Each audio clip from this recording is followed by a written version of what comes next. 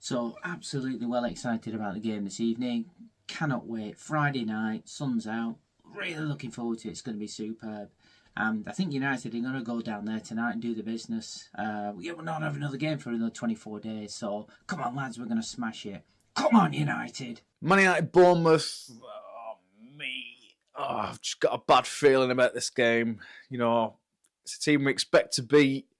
We've got a bit of a cushion now in top four. Just got a bad feeling we're going to take our eye off the ball and drop some points here.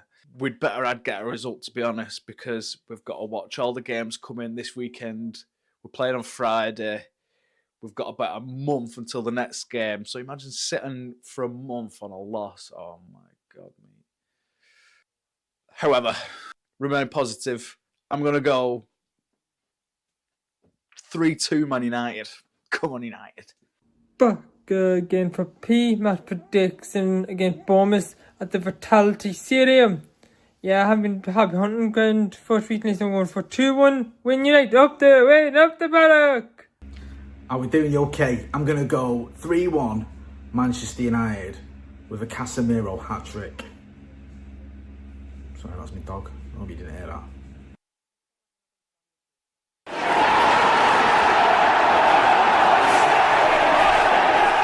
Hello and welcome to Stretford. Paddock, my name is Joe, that is Scotty, that is Finn, and this is the watch-along for Bournemouth versus Manchester United.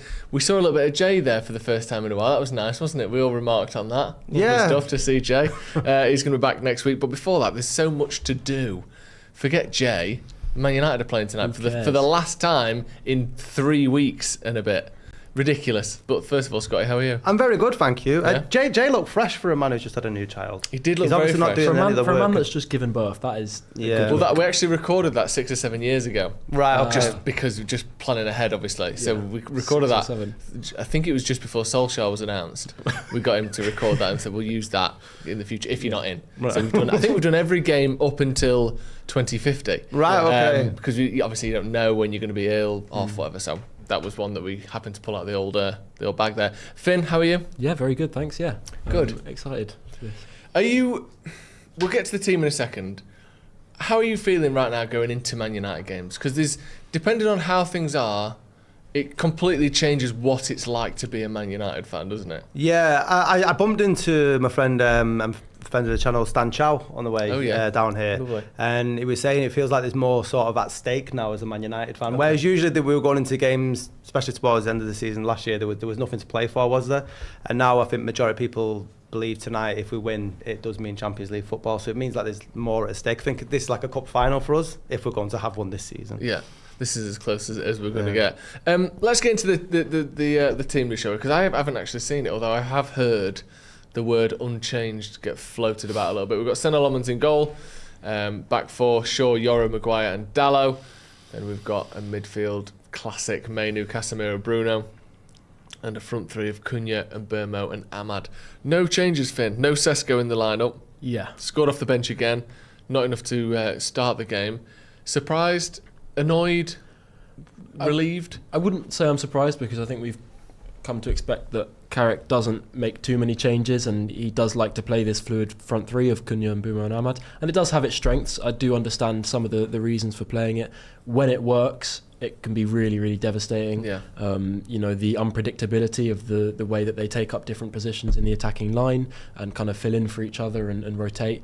It can work really well. And I think it is kind of opposition dependent as well. It depends who you're playing and what kind of striker you're looking for.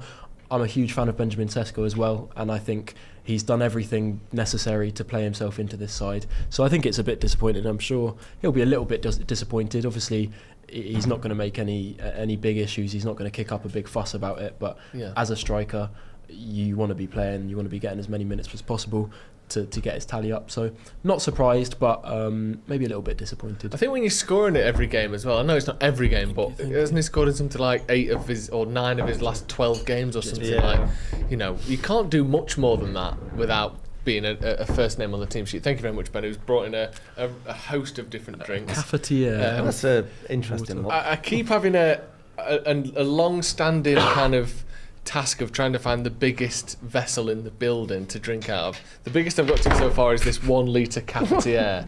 And once you wash it a couple of times, you can barely taste the old coffee in it, and Might be nice with a little you can go spout tinge first, of coffee. or you can just go side on. I tend to go side on, whatever. Each to their own. Not- So not just have a little sip of this, and we'll get into the Bournemouth team. Not filtered. I haven't put the plunger down. No, plungeless, but Plungeless water. there is always a little bit of residue in the bottom. I've missed these watch-alongs. You don't get this Can't on do this many. You on don't get this many other channels. And you can't do this when you're losing either. No, you can't no, be drinking no, out no. of a cafetiere when you're losing. Like a right knobhead. Yeah. Whereas now, the one thing I don't look like is a knobhead, right, guys? Right, so here's Bournemouth's team. So we've got Petrovic, Truffert, Senesi, Scott, Evan Nielsen, Christie, Tavernier, Jimenez, Adley, Hill, and Rayan. That's in number order, infuriatingly. But Bournemouth, I think they're something like undefeated in 10, but they've drawn their last 4 games. So they're used to dropping points, but they're a team that's difficult to beat. Yeah, I mean, look at our history of them over the last few years. I think. What was the result last time we played them at Old Trafford? It wasn't long before Amarim it was the big, before he left. So Fernandes it does cause us problems. But with it's Menu, we went to Manchester City. Obviously, he was their star man. So I don't think they'll cause as many problems as they have in the past. But I agree with Finn in terms of the fluidity and unpredictable nature of our front three. It will cause problems for them at the back. I'm looking at that lineup and I'm thinking it's a nice slice of sexy Carrick football to get us Champions League. Are you a big fan of Bournemouth, Finn? What do you make of them? Yeah, I think Areola's obviously a top coach, and Bournemouth consistently punch above their weight. They recruit well. They seem to be able to, replace profiles that are seemingly really hard to find, and it seems like will be a big loss. Someone like Dean Howson leaving in the summer seems like a massive loss, and then they go and replace them with another kind of unknown or lesser known gem for a low fee. So in recent years they've been a really well run club, and they always provide quite a task to play against. The fact that last game that we played against them went 4-4 took, I think, a bit of Bruno Fernandes genius to equalise and get us back in that game. So it's always going to be difficult. I think they've not had a fantastic season. There has been a bit of an upswing for them recently, but they've struggled in earlier parts of the season. But I always expect a challenge. I do think we've got enough quality that we should be able to overcome that, though. It was a bizarre game one. I'm just looking back at that game, 15th of December. United took the lead in the 13th minute with Ahmad. Then the equaliser was from Semenyo. Then I believe Bournemouth went 2-1 up. And United then came out in and then United equalised just before half-time in the 49th minute with Casemiro.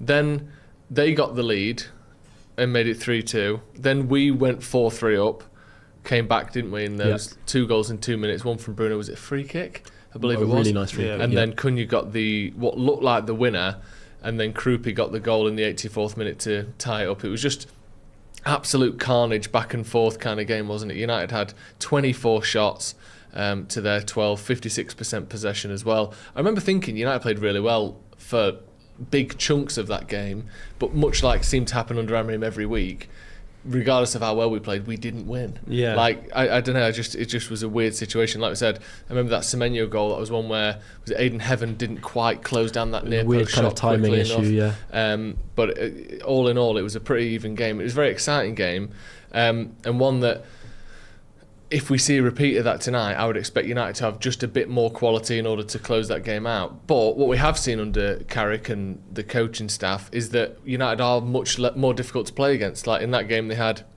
9 shots on target, which is more than we tend to see under Carrick at the moment. Do you see a similar sort of game unfolding, Scotty, or do you think United are going to make sure that instead of it being 8 goals, it's 1 or 2? I mean, if it was a neutral, you'd look forward to this game, wouldn't you, given the form of previous ones? But I think Carrick's been quite pragmatic in his football, and that's shown in how our defensive capabilities. Obviously, we're changing with 4 at the back. I can't see it being as open as that 4-all. I just think the momentum with United now, it's a must-win game, especially with the 3 years we've got until the next match. Yeah, that's what it feels like now, doesn't it? Between games. Jay's new baby's going to be in school when we play again. Jay, we're having another baby. That's true. That's true. Yeah. I mean, just looking at the last few games, United's sort of shots on target conceded is so much better than it had been before. It's only 2 on target against Aston Villa, even against Newcastle, a game that we lost 2-1. They only had 4 shots on target, which again is, you might expect to concede 1 from that. Yeah. It was a little bit unfortunate that I think that we lost that game. But that's one big thing that under Ten Hag it was there was that spell, wasn't there, a few months where it was like 20 Just every leaked a game. ridiculous amount of shots. every Amorim game. tightened it up compared to Ten Hag's second season, but we seem to have taken another step forward in terms of compact. Like, it's almost like those key words that you hear pundits throw out and ex-players throw out of compactness, stopping the centre of the pitch, winning your battles, all those sort of old-fashioned cliches that I might get told in Sunday League, but seemingly still matter and still apply at the top level. Yeah, I think those cliches definitely apply to some of the changes we've seen since Carrick came in. I think, I don't think we leaked chances in the same way under Amorim that we did under Ten Hag. It wasn't quite that disastrous, but yeah, under Carrick we look really, really solid. There's definitely been, a coherent defensive effort from the whole team. I think we defend as a collective, and there aren't these huge open spaces in the midfield that teams can slice through easily. We're not conceding many shots. I think part of that is probably down to people like Steve Holland, Jonathan Woodgate, who have shown that they can coach a defensive side really, really well. Steve Holland has so much experience coaching top sides and sides that have been notorious for their defensive solidity, and so it's no surprise that he's been able to come in and help that. No doubt Michael Carrick's had his own influence on that as well, and I don't think it's been at the expense of our attacking prowess either. I think it's we've been able to strike a really nice balance in this team, which is why we're winning so many games now. But I think the sign of a team that can win sustainably is one that doesn't concede many chances and concedes far less expected goals than the expected goals they create, or real goals if you want to look at it that way. Like, I mean, obviously it goes without saying that the more games you win, the more goals you score, the easier it is to score the next goal. If you're 2-0 up, that third one comes a lot easier than the first one did, typically. But it does feel as though, like, we're starting to understand that you don't lose that much offensively by being defensively solid. Like, obviously United are a team that is notorious for taking risks and for being attacking and being front foot, and I still think we're doing that under Carrick. But the idea that you have to have 7 men attacking and a huge gap in midfield in order to create enough chances to score 65, 70 goals in a Premier League season or whatever it may be, I just don't think it's true. I think if you can be 1 goal up or 2 goals up, that, like we said before, that third one comes so much easier than the previous 2. So stopping the opposition being in the game is just as important as scoring yourself. Obviously I don't want United to be a team that focuses on defending above everything else, but I do think that a proper balance between being hard to break down and being an attacking team is absolutely crucial. It feels as though for some reason Carrick is the first manager in a while that actually can see that if you can be having 0 goals against you for most of the game, the odds of you scoring another one go up massively. Like the momentum that we saw, remember under Ten Hag and Amorim as well to a certain extent, but Ten Hag, so many games would be 1-0 up and then they score 2 goals in 5 minutes, or it's 0-0 and they come out and it's 2-0 down after the 54th minute, whatever. Like, it was insane how Leeds never felt safe at all. That's completely changed under Carrick. I know there have been times where it's gone the other way, but typically speaking, I feel much safer in a lead or 1-0 up than I did even under Amorim, let alone under Ten Hag. I think it's been a massive improvement, that. And it begs the question as well, how easy is it? Because they've been here for 2 months, and it seemed like from the first week or two, we looked so much more compact, so much more disciplined, so much more sort of defensive nous, even than the manager that had been here for 2 years in Ten Hag or 12 months in Amorim. It's bizarre how quickly you can just go, actually, we're just going to go close things down, not allow space around the edge of the box, and all of a sudden we look so much better defensively. It's ridiculous. It comes down to, in my theory, is that we overcomplicate football too much. If you look at the likes of Ten Hag and Amorim, who were successful at their previous clubs, it was all about philosophy and how we're going to input all this sort of brand of football and stuff. And Carrick's not come with any of that sort of fanfare. And the football hasn't, when we've been good against the likes of Man City and Arsenal, we've got the points, but I think a lot of that was managerial bounce, and when the real work was the games that were following, and the performances weren't brilliant. But there's a much more sort of measured approach to how we're doing the games. The defence is working great, and we are allowing a bit more space up front. When the holes that were with Amarim's back three or Ten Hag completely with no midfield at all, that's why we were getting run through. So it's not always going to be as exciting going forward, but there's a lot more trust going back. So it's a balance between having a defence that's steady and then just leaving the front three to do what they can. Because you forget, we don't forget, but the team with the most clean sheets in a row is a Man United team. Is a team that had... Was it 12 in a row? 14 in a row. It was that 2009 Man United team with the likes of Ronaldo and Rooney, and I think Tevez had gone by that point, but with either Tevez or Berbatov, with Nani, with all this incredible attacking firepower.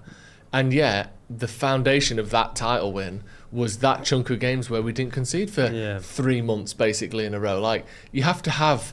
You can't just be we'll win 4-3 every game. United built, titles off shutting teams out and being defensively sound. Yeah, that is kind of the key to success if you want to be a long time, title challenger. I don't think you can really win a title. I mean, the kind of cliche saying goes that you can't win a title if you're conceding more than a goal a game. Yeah. You kind of have to be conceding less than a goal a game. I don't know if any team has kind of gone against that rule in recent years, but it's vitally important that you're not leaking goals. I think it's important to recognise the impact that Stella Lommans has had since coming in terms of improving our defensive records. Obviously, things tactically have improved a lot in terms of how we've set up defensively and the way that we kind of approach defending from a mentality point of view as well. But I think the stability that Lommans exudes on the players around him, that calmness and composure really, really rubs off on the other defenders. And I think he's been able to help kind of organise those around him to be really kind of solid, especially defending set pieces and things like that. So I think he's had a huge impact too. Yeah, massively. We've got a few super chats. Blake, who's been a member for 7 months, thank you very much. Quick question: is Benjamin Slovakian for Ole Gunnar? Why is he not starting based on form? It is interesting that he's not starting. I know there's a if it ain't broke, don't fix it kind of ideology knocking about. But on the other hand, if you're Benjamin Cesco, Scotty, are you thinking, what more do I have to do to start a game? No, I don't think so at all. I think really? from what I've seen from Carrick's interviews and from how happy Cesco looks whether he's on the pitch or on the bench, he recognises that it's a team game, really. I think that with his goal scoring record so far, he knows that his whole career isn't on this season or over these sort of 8 games, and I think he has faith in Carrick if this is the right option today. But I think as time progresses his career at Manchester United, we will develop him more as being a week in, week out starter. But if you look at all the great teams over the last sort of 5 years that have won league titles, you don't just rely on one striker. I mean, obviously City have Vernon Ireland, but they were obviously rotating him anyway. But United need that. We've been so far reliant on a Højlund, and that was our only goal threat, and now it's a bonus. It's a luxury that we've been missing, really, that we can rotate our front. Would you be, at some point you would get bothered? Would it be now?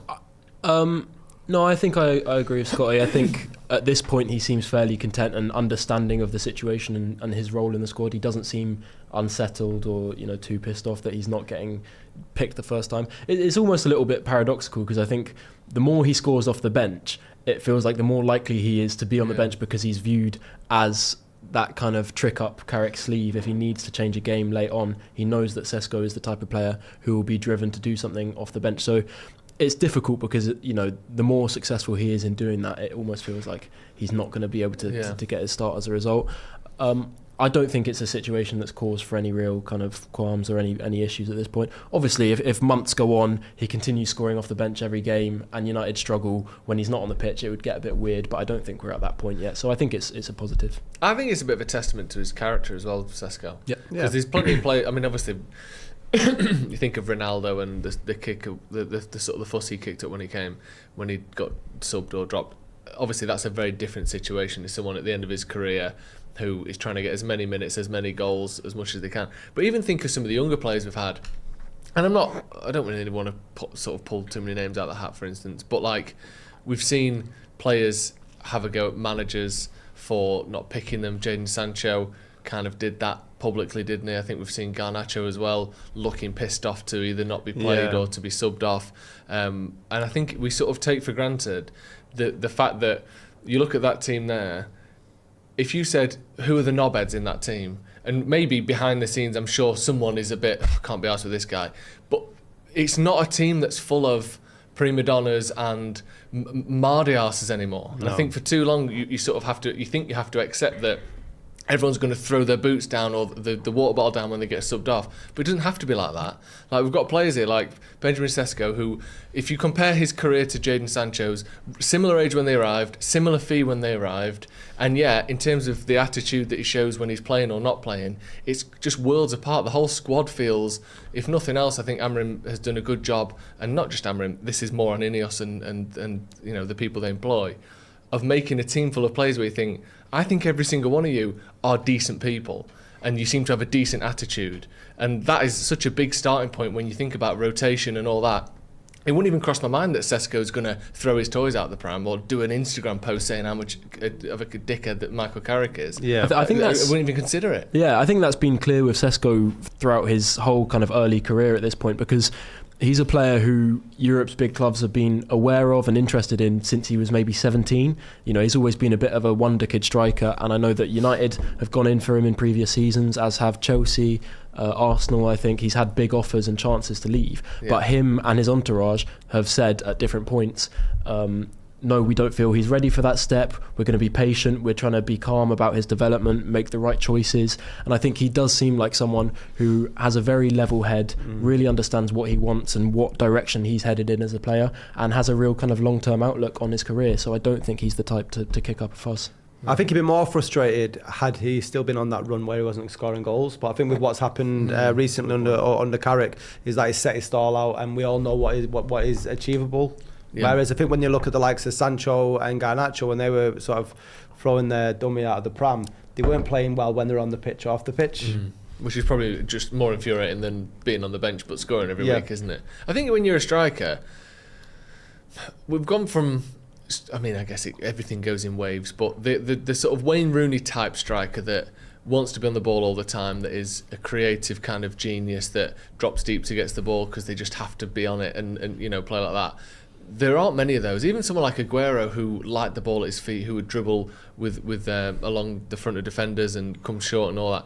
We haven't got a player like that, and most players don't. In Cesco, most strikers these days aren't like that anymore. Especially you think of the front men in the Premier League. It's kind of target men again, and they're already used to having 18 touches in a game or 30 touches in the game. Or you see even Haaland. Remember there was those stats in his first season where it would be like 8 touches, 2 goals. Yeah. And you're like, almost, I'm not saying he doesn't mind being on the bench, but it's almost an extension of that, of like, your job as a striker these days is to be ruthlessly efficient with your touches. Maximum is there anything more efficient than coming off the bench after 60 minutes and still scoring every week? It's almost the ultimate version of the task you're given these days. Like, it's all about kind of restraint and restriction, but still delivering. And he's doing that amazingly. I think he's now got the third highest, or I guess lowest, minutes per goal, non-penalty goals in the Premier League after Krupi and Erling Haaland. So he is ruthlessly efficient. Yeah, exactly.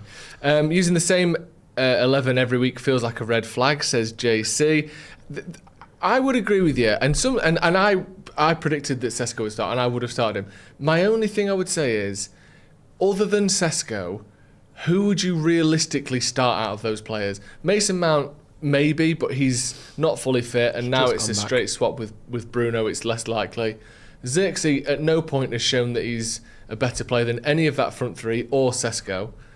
Ugarte the same. Fletcher is a kid. Malacia obviously not.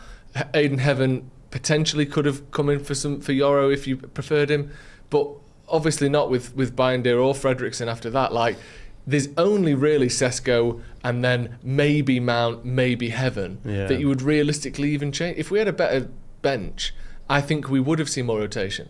Do you agree? I think so, and I'm not sure if I'd see it as a red flag. I think it's if we're in cup competitions and we needed to rest players. For now, if it's a case of if it's not broke, then don't fix it. Yeah, no, I'd usually like a bit of rotation, but I do think one game a week plus a bench that, you know, isn't exactly stacked full of options. I don't mind. I think it we've personally needed this kind of stability for a long time.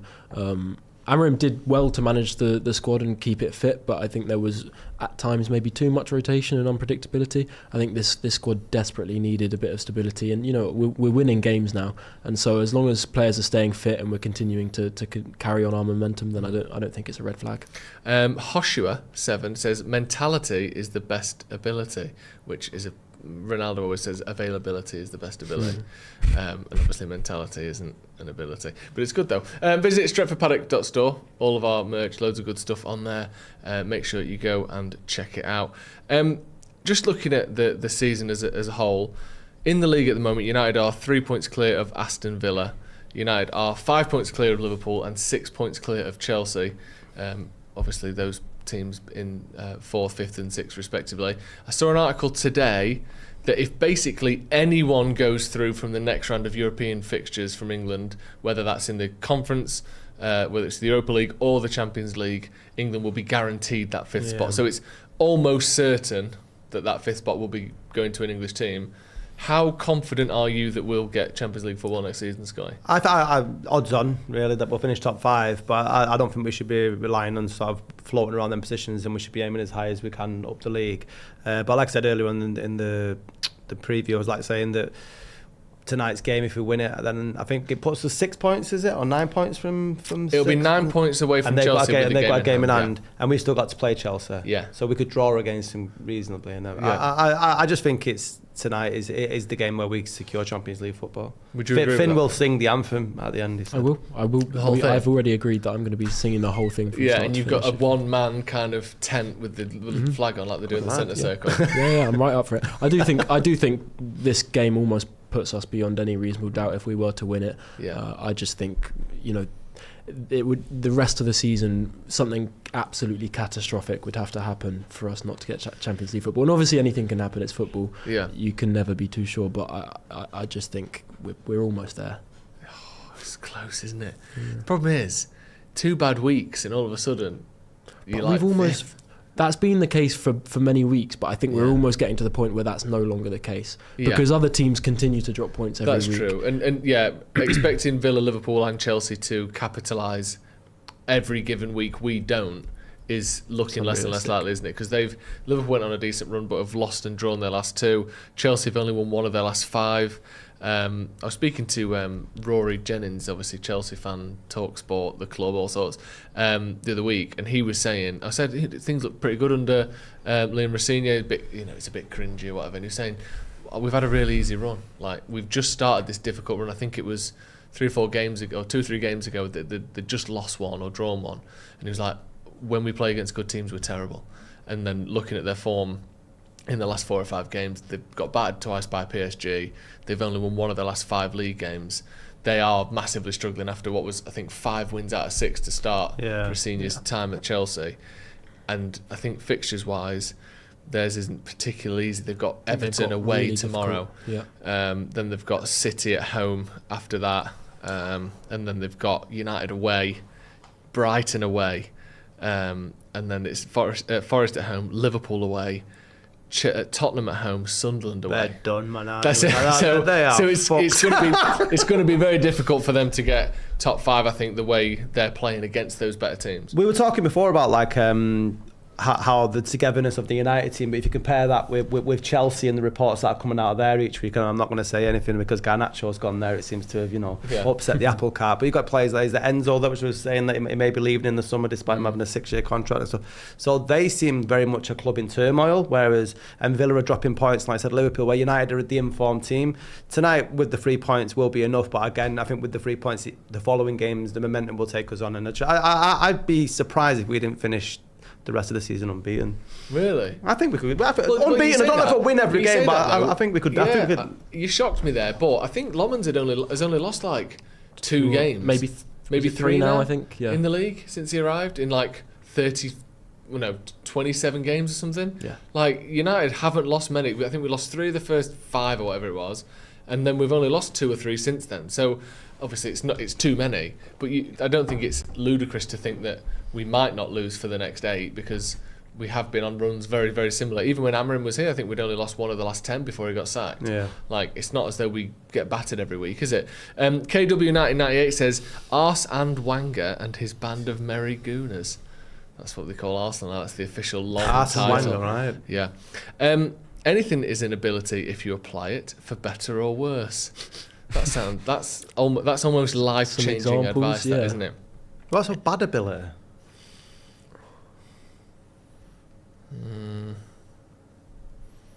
Answers on a postcard. Burglary. Okay. Well, it depends. You might be ace at it. Yeah, you could But it could still be a good ability. Yeah, it was like we were talking with the producer before. People used to get their United shirts through similar means. Yeah. I've heard.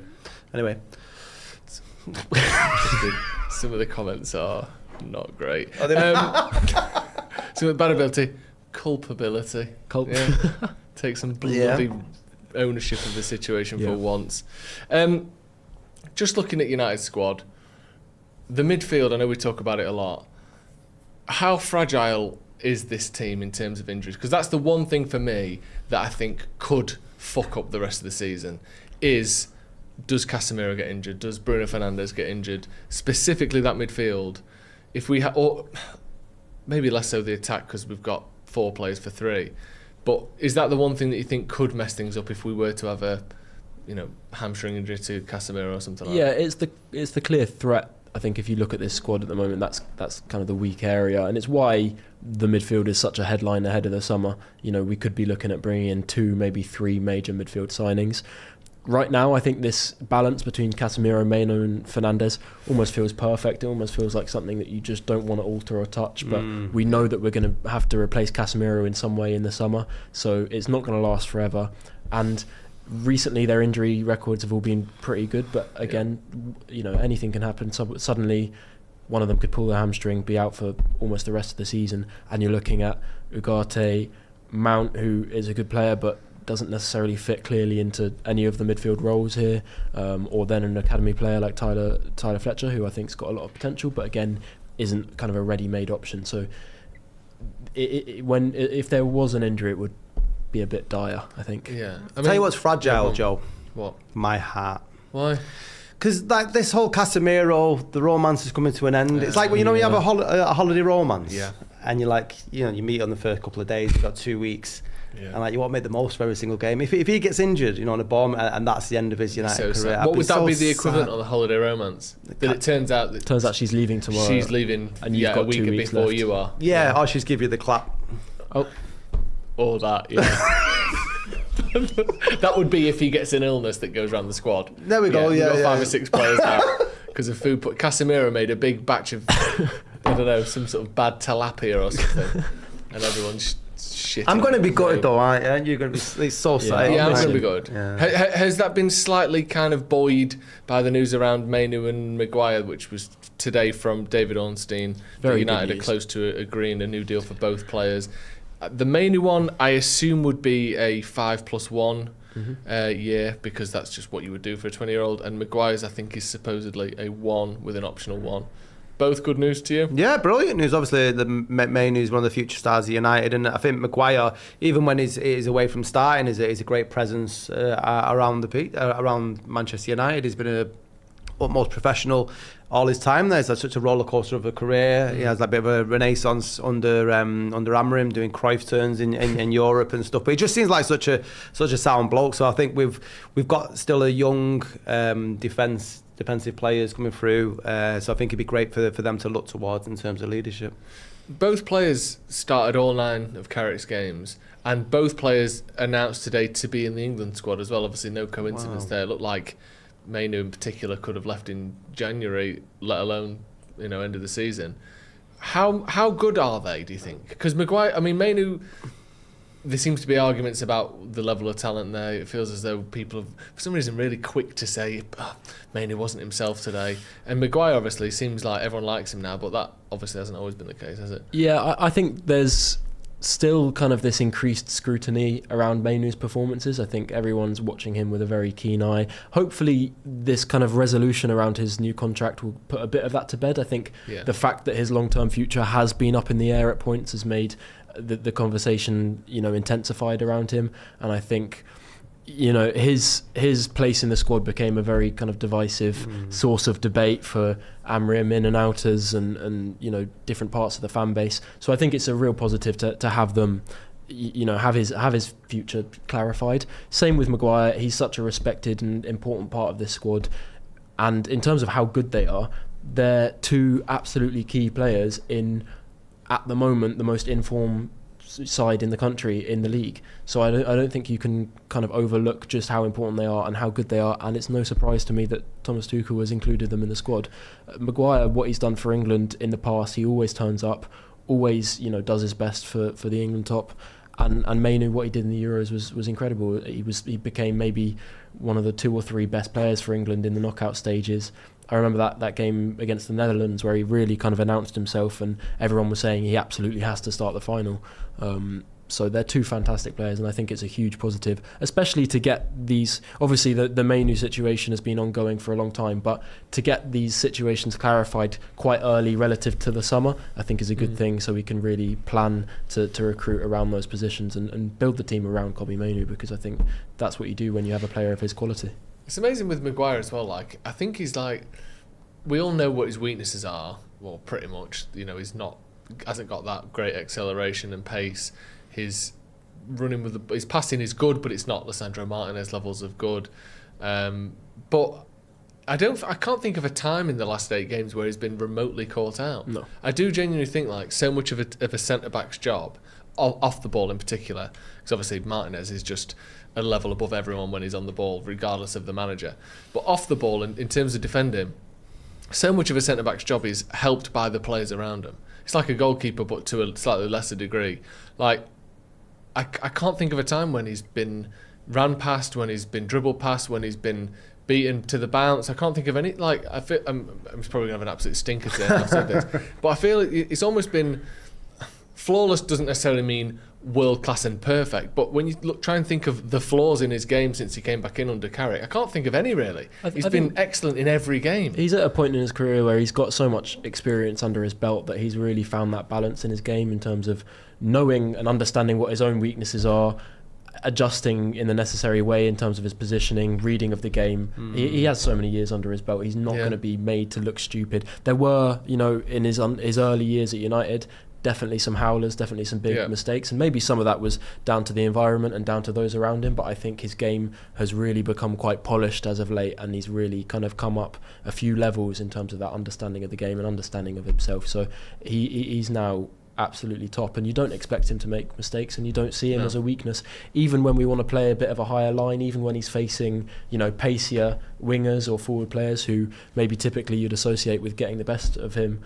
I think he can really kind of compensate and adjust in the necessary way. It's been great, hasn't it? Absolute odds on he's going to make a balls. He's going to be horrendous today. Yeah, he's going to get beaten for pace. Well, to be fair, we'll get to Bournemouth in a minute, but their style of play is the sort of team you'd want Lisandro Martinez against. I think they're high pressing, the way they just absolutely trash you if you take too long on the ball. JC with the super chat says, "You're insane that you're doing unbeaten talk pre-game. Jinxed." Yeah, we are thoroughly jinxed. Paul with the super chat just came to check on Joe's mum's box. United's 2-1. I beg your pudding. Unfortunately, it's a running joke from a previous show. But one I wish never happened. No, I'm joking. All good. Ross Daniel says Joe's Prawn Palace has a nice ring to it. I've been cooking a lot of prawns recently. Don't worry about it. In contrast to Maguire and Mainu, who have played every game under Carrick, Matthias de Ligt has played 0 games. We were told on, the week of the Wolverhampton game under Ruben Amorim on the 8th of December, that de Ligt's issue was a small thing, and now we're not sure if he's going to play again before the end of the season. Carrick was asked about it the other day, and he said it's difficult to say just because it's taken that much time. I can't give you any more on it really. It's one of those things with backs that sometimes you think it's all right, and then all of a sudden it's not quite right. We're just being patient and working through it. We'll just have to see.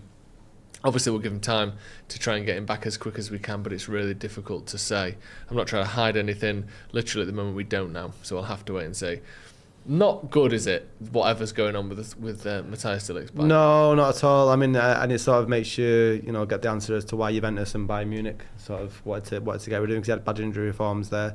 Look, he's been a great player, and I think before he got injured, he was one of the most informed players under Amorim. I think performance-wise, but yeah, it is concerning because we're going to go into the summer, and I think we will be focusing on centre midfield. And again, with de Ligt being out, I wonder if that's had anything to do with Maguire getting the extra year contract. Yeah, I think it probably weighs on it, definitely.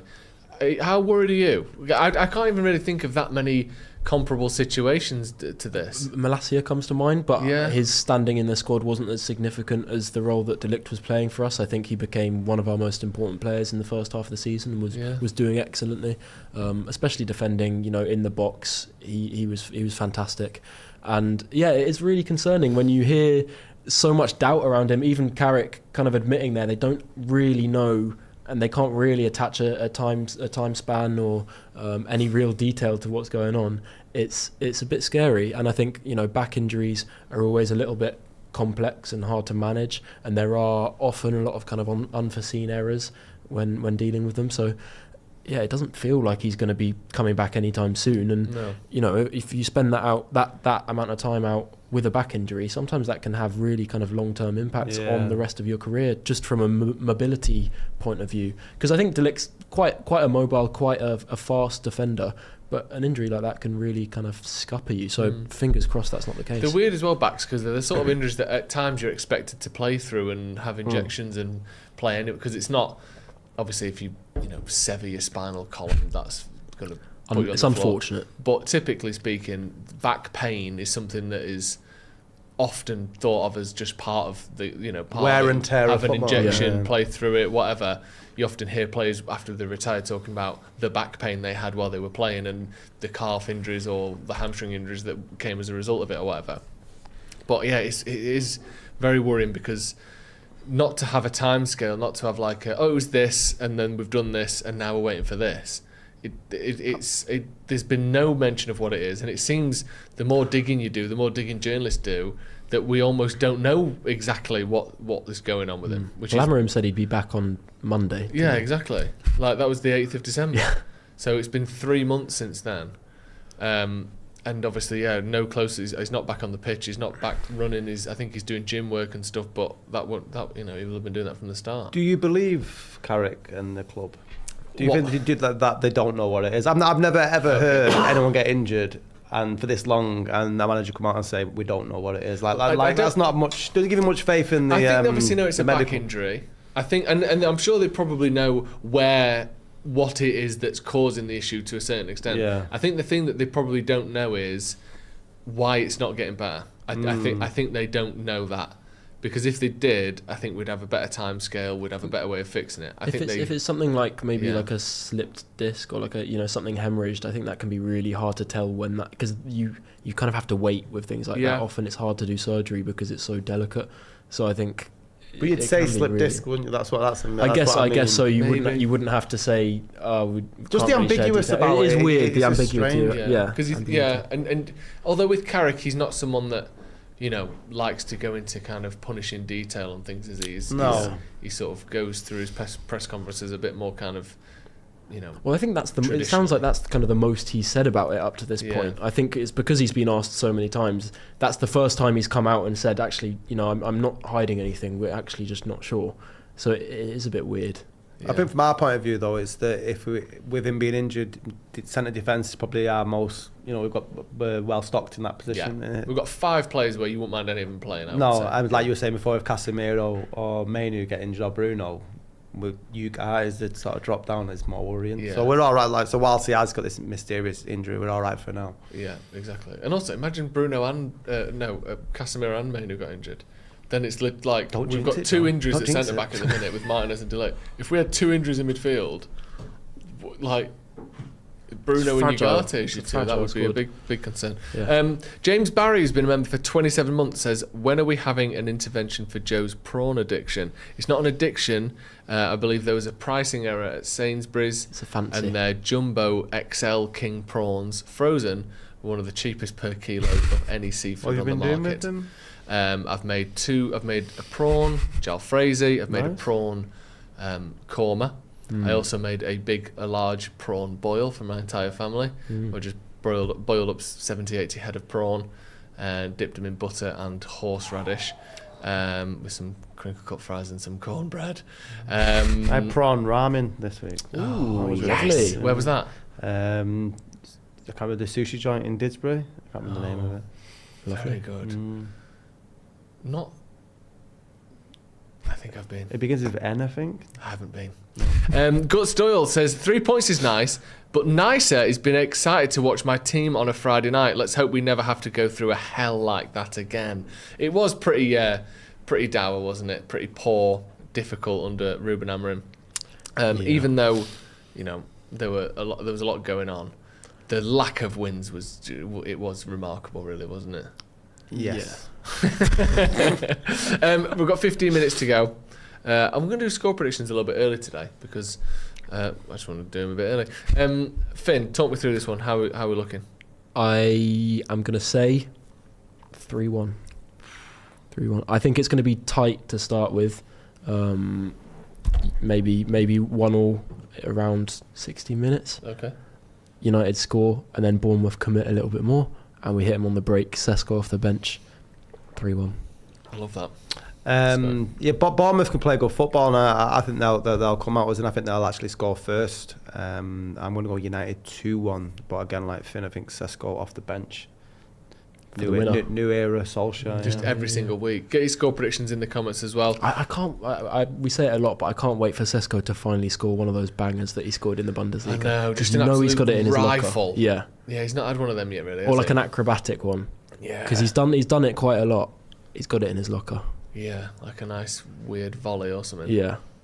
Nice. What are you going for? Harry, well, I'll get some of the comments. Harry Jarvis says this stinks of a 9-0. Which way? It does actually. I'm not sure. JC says 2-2. 2-1. Big Ben strikes again.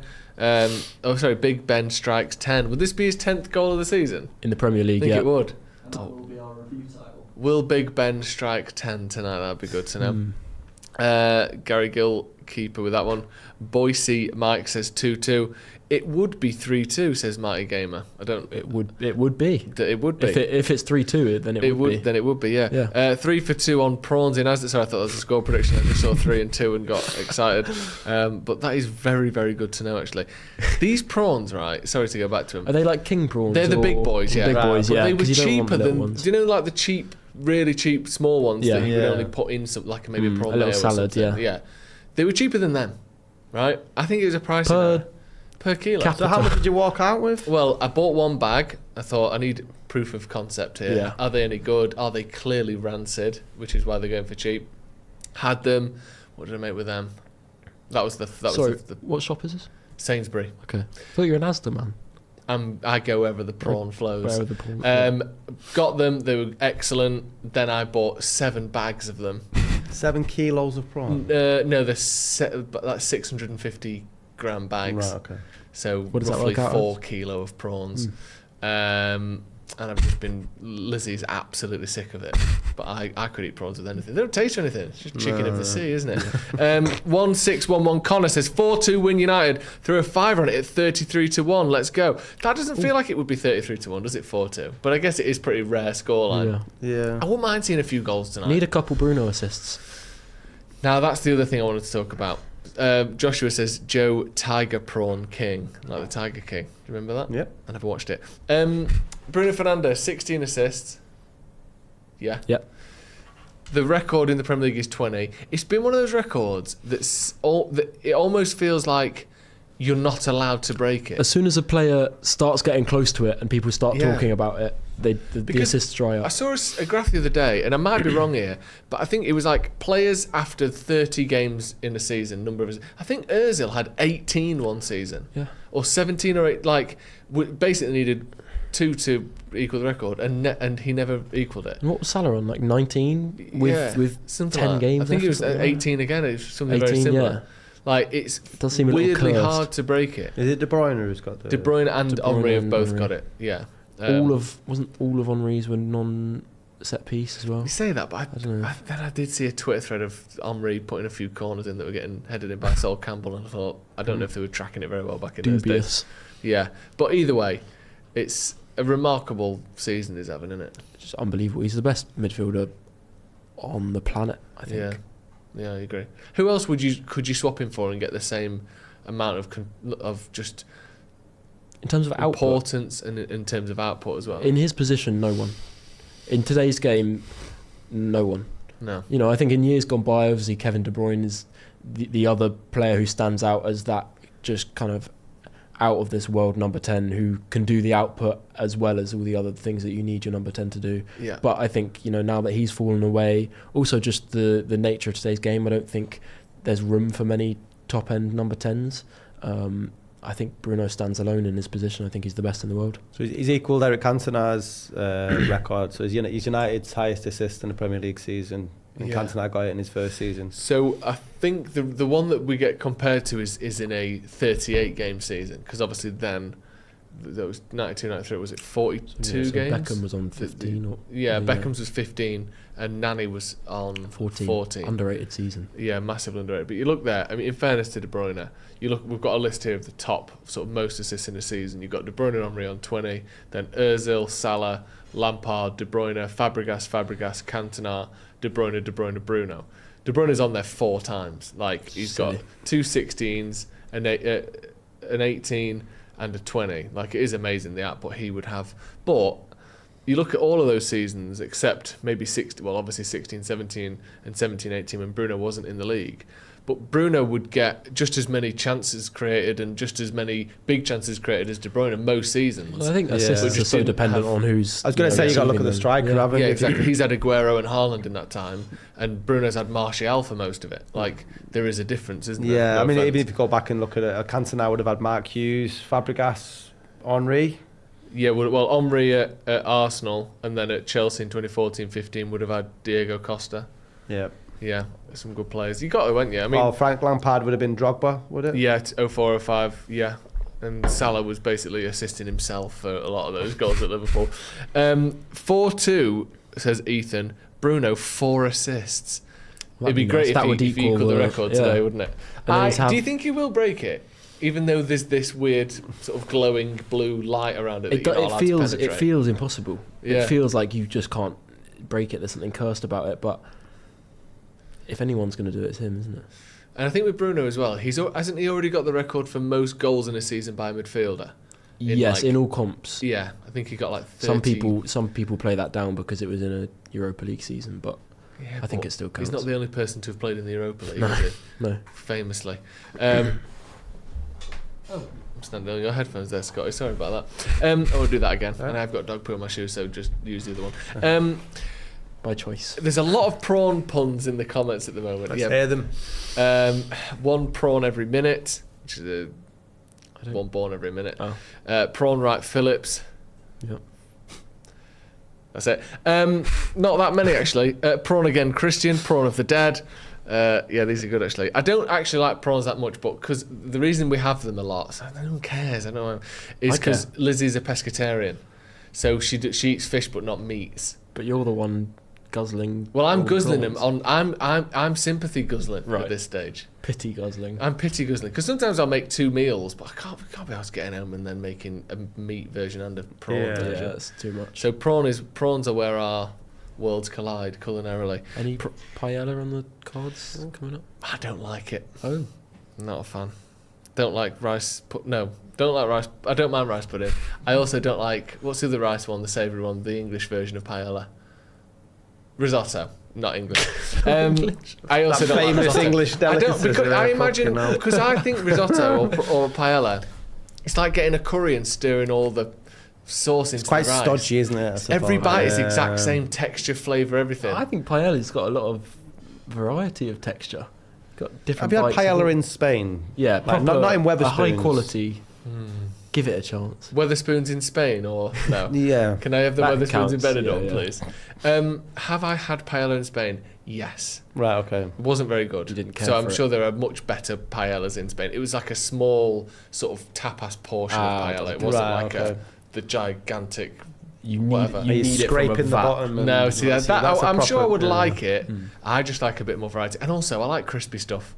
That's why I'm not a huge fan of Pea bacon. crispy bacon, yeah. Wow, there's a lot of prawn puns now. Prawn identity. I like that. That's I like great. That one. Prawn dish. Prawn dish. Yeah, very good. Stephen Prawson. Doesn't really work. Alan, we got 5 minutes. I'm really God, what are we excited. gonna do? I can't wait for this. Are you going for a wee? All right, go on then. He's setting Here off you go. like he's doing 100 metre there. Yeah, I know, it's scared He's me, off. that. What are you thinking about Carrick at the minute? Be honest. It's just me and you. I think he's doing a good job. As good a job as he can do, really. I think his first 2 games set him off flying under Arsenal against Manchester City, and then you know, we're getting Champions League football under him. But I don't think he's enough to keep the job. Do you not? What, as in you wouldn't give it him? Or I you- wouldn't give you it him that. predict they won't? I just don't think that managing Manchester United full time is the same as managing for 12 games. I think there's a hell of a lot more that he'll need to do. I think with managers, you have experience of stuff that's happened in previous clubs, and obviously managers have come through the ranks the way Carrick has, or had minor experience. But I think when you look at the greats, they've sort of gone through. Look at Ferguson at Aberdeen, Pep through Barcelona and Bayern Munich before he's gone to Manchester City, Klopp, and I don't think that Carrick's got enough under his belt for every eventuality. He's not really been challenged. You look at, we were talking before about injuries. Yeah. What would Michael Carrick do in the situation where we do get our midfield knackered? The man was talking before about red flags, about rotating. Is he not rotating because he's not got a lot of faith in his own ability to sort of, you know, to tweak? Is it harsh though in a way to criticise someone, not criticise, but question someone about the lack of ability to fix a problem they've never faced? No, I don't. It's not a criticism of them. Like, I can't criticise someone for not having experience. Yeah. It's just that I don't think Manchester United should trust someone with the lack of experience, and you don't learn the job on the job. And I think that's what the problem was. What happened under Ole Solskjaer. Okay. Yeah, I do get that. And I think that is Carrick's obvious sort of drawback, isn't it? He hasn't got top level, he hasn't got even top flight experience. Yeah. Let alone managing a club the size of Man United. I do think playing for us for so long should help bridge that gap to a certain extent, in a way that it wouldn't if it was just someone that had played for Sheffield Wednesday the whole career and then managed Middlesbrough and then came to United. Do you think United are playing better now because Michael Carrick's instilled new football ideology with the players, or is it because Michael Carrick's not doing what Ruben Amorim was doing? Do you know what I mean? Yeah. What is it? Is it because he's not Ruben, or is it because Michael Carrick? I think there's a little bit of both, but I definitely think the defensive stuff, the solidity and the shape defensively is substantially down to the coaching, whether it's Carrick specifically or, like we said before, with Steve Holland or whatever. But I think that it isn't just that it's not Ruben, because so many managers get sacked and their replacements very, very rarely do what Carrick's doing in terms of results. It can't just be a response to Amorim going. No. But I do think that obviously does play a part. But that's the problem, isn't it? Trying to work out where the line is. Yeah. How close is it to just he's the new manager and he's not Amorim? And how close is it that this is sustainable and Carrick is a great manager?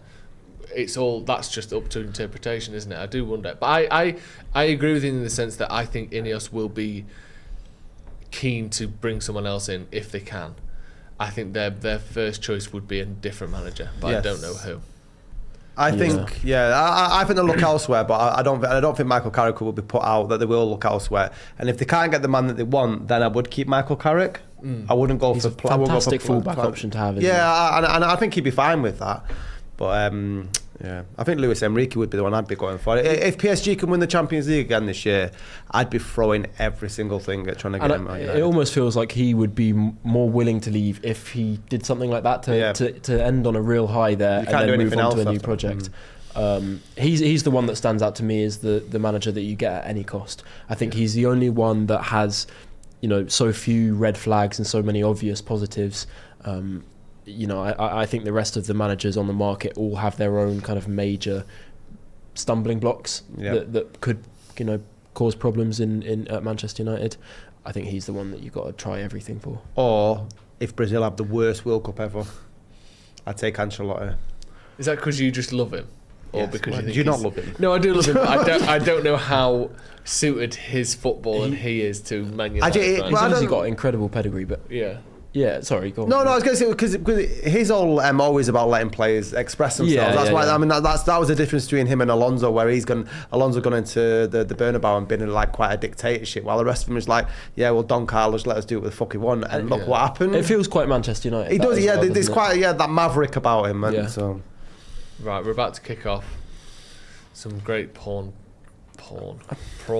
puns in the comments. David Prawnstein is a good one. Yeah, that's nice. Someone says Scotty is a good-looking dude. Thank you. That's my account F8U. That's not my account. Oh, right. The name of the account is that. Right, we've kicked off. Luke Shaw. Back to Casemiro. Already that. Beautiful. Look at this. Look, heavy sprinting press from Bournemouth that we've come to expect. Man for man. No space on the ball whatsoever. That's a nice pass from Senna Lomans there, though. Am I dropping in? Have we seen their new Brazilian star, Wunderkind, Rayan? No. I've heard of him, but I've not seen much of him. Looks really impressive, to be fair. Speaking of Ancelotti, he's been talking about him and the future that he might have for Brazil. Is it? And it seems like they've done it again, Bournemouth. The bastards. Really fast start with the ball, isn't it? It's because look how high. This is what Bournemouth do. This is why they force mistakes. And Ronnie was saying yesterday in the preview, there's one, that corner to Bournemouth, that they have this is a bit of a nifty little stat, but they have the fewest passes per defensive action of anyone in the league. So basically, you're allowed to pass the fewest number of times before they're trying to tackle you. Right, okay. Of anyone. So that essentially means they've got the most aggressive, most sort of difficult press in the league before you're either getting tackled or blocked or whatever it is. That's just how they play, isn't it? So it's a game. Yeah, it is a game where you want someone like Alessandro Martinez in your back line who can just kind of bypass that. Or I thought bypass it the other way and put Cesco up top. Yeah, and have someone to just fire it up to. Yeah, but we'll see. What you do gain by having, let's say, Ahmad instead of Cesco. I know they're not in the same position, but just into personnel wise, you do have someone that is better off 1 and 2 touches in tight areas. Whereas Dallo, for instance, isn't great at that. He loses the ball there. I was just going to say that we've started playing it really well, but yeah. Ahmad is better off 1 and 2 touches in tight areas than Cesco is, and so is Mbeumo through the middle. So I wonder if that was the consideration. Some strange noises. Where is that? Is there noise? a beat? Is there a beat in here? Not only what is that noise, where is that? It did sound like a vuvuzela. Or a big hornet. Yeah, a huge wasp has been a wasp the size of a child has entered the studio. What would you do if a wasp this big came in now? Would you attack it or would you try and capture it? Roundhouse. I feel like that'd be a lot easier to tackle than a little one. I'd rather face a child-sized hornet. So would you rather a child-sized hornet or 40 hornets? I'd rather a child-sized hornet than one hornet, because I think one hornet you can't like easily knock it out of the way. You could just punch a big hornet in the noggin. Yeah, but this hornet, its stinger could puncture the side of a Ford Fiesta. True, but it's not getting near me. Yeah, right. Prawn it. Right, I can't move past this. Prawn it. Bournemouth playing it about a bit. Go on. That's a bit of space there. We've got Casemiro. Oh, go on, lad. He almost played. The poor touch there from Ahmad is actually the thing that gave him the space, isn't it? Drew the men onto him. Yeah, they're so happy for Mainu back in the England squad. It's where he belongs. Yeah, it is. Who do England play? Couldn't tell you. Uruguay and someone else. Japan. Bruno with the cross. Dallo the back across. Yeah. Go on, Ahmad. Hit it. Go on. Yes. Ahmad into the box. Oh! Really good effort from it was a really good shot from Ahmad, and the counter Bournemouth on the break now. Jesus. We've got players back. Stay with him, Luke. I don't think he's got the pace, has he? This is going to be one of them fucking games, isn't it? Oh, Luke Shaw just could not stay up. Yeah. Stay with him there, could he? Counter attack one end there. Ahmad almost scoring at one end, and then Bournemouth counter attacking all the way to the other end. You knew what the pass was going to be, but Shaw just couldn't get back, could he? Couldn't get goal side of him, and he's got a 5-yard start on him there. How long till Dorgu's back? Another 6 weeks, I think. Is it? Yeah, just that's the position, by the way, that Semenyo scored the goal in the last game against us, isn't it? Obviously, it's not Semenyo, who's luckily no longer playing for him, but Luke Shaw, just the pace there, couldn't keep up with him at all. That's worrying, that though, isn't it? Moving ahead, because Shaw had some yards on him. Yeah, he did. I think the thing is as well, you watch the first 10 yards of that run, and Shaw looks like he's jogging, and then he starts sprinting, and you think, I don't know whether that's a pain, discomfort thing, or whether it's a switched off thing, or whether he was sprinting, he just looked like he was jogging because he ain't got any pace. But that was a little bit disconcerting. It's like, have you ever driven a transit van? No. You know, like it takes a while to pick up some speed. Yeah, maybe that's Luke Shaw these days. Slower to go through the gears. Like a rental van. Salford van hire. Yeah.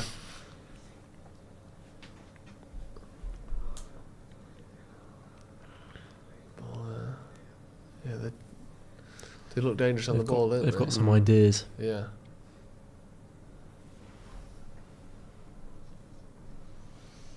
Just passing it around Bournemouth, little clips around the corner, that's no good. Could we try refreshing the page? It's just quite choppy on here. And if not, maybe try the app instead of the web page. It might actually just need updating. Look, see on the top right corner. I might do it. Yeah. Oh, that's interesting. Wow. Just 'cause it's been a little bit like Nothing's happened. that looks smoother. Thank you. Look at the press. It's really intense. There's just isn't no it? spaces there. They end up going long like that. Yeah, really difficult. I mean, United have to have known that this was coming. Yeah. So, what is going to be the aim here, other than trying to play through it? Do we have an alternative? Do we go down the line long? Do we play it into the striker's feet? Do we have balls over the top? Ooh. Planned? Because you'd like to think we've got something up our sleeves, wouldn't you? Yeah, and this is where the managerial nous comes in. That's true. Or maybe it is just holding the ball in these areas and then quickly playing through when the space opens up. Just a bit of patience. Yeah, but look, no options on. You end up going long. And then Burma's going to struggle to hold the ball up, isn't he? I don't like it when we start having to play with. Not many options though. No. When Bruno's when Brian's target man. Yeah. So yeah, just hold on, and again that's nice. Nice. Good from Maguire there. And again. Feels like some of the first touches for Cunha. Yeah. Ooh, it's a big cross. Too Can we try much. the app instead, please, or just maybe have them both for now and then close that down if it works.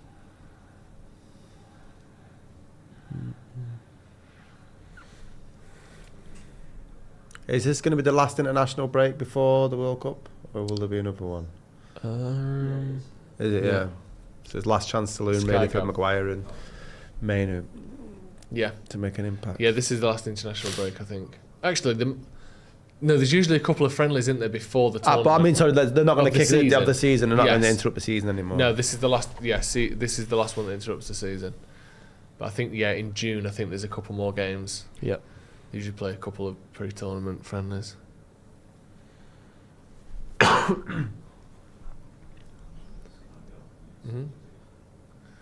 Yeah, Bournemouth having a good amount of the ball. That's a bit of space as well there. Chance for a shot now. Nothing in that. Good little nudge that. Was that Casemiro? Beautiful from Mainu there. It was. It's lovely. I was optimistic. Whoa! Had to get that go on, right. could Hit you? it. That's it. Oh. Does he get into A that? little layoff. That Come from on. Cunha. No one there. Luke Shaw. Who are you crossing it to? Lift it. No one.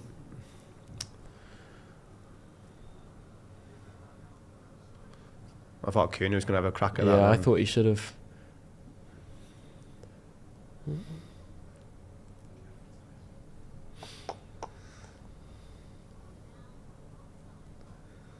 Ridiculous. Carrick's age of it. That's miles behind. Yeah. It's smoother though, isn't it? Yes. A better picture. Yeah, it's a poor ball from Luke Shaw, that, isn't it? That turn by Kobe Mainu out of pressure it was there. brilliant. Absolutely brilliant. Like butter.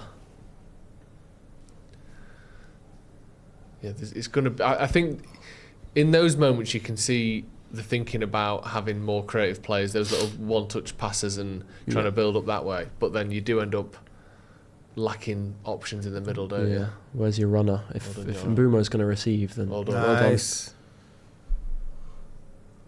Cunha with a bit of space. Bruno. have a It's it. Fucking go on. Oh, Good nice effort. Good effort. Corner United. Cunha there. Shot at the near post saved by Petrovic. You don't like catching it, does he, Petrovic? No. Cunha looks well up for it, Yeah, he trying to does. make things happen. Yeah. Shifts Goes out onto his wide. left foot. Decent strike Some with his really left good foot as effort, well. actually. Yeah, Yeah. not far out at all. No. Just makes himself enough room to get the shot away. Yeah, Corner. come on.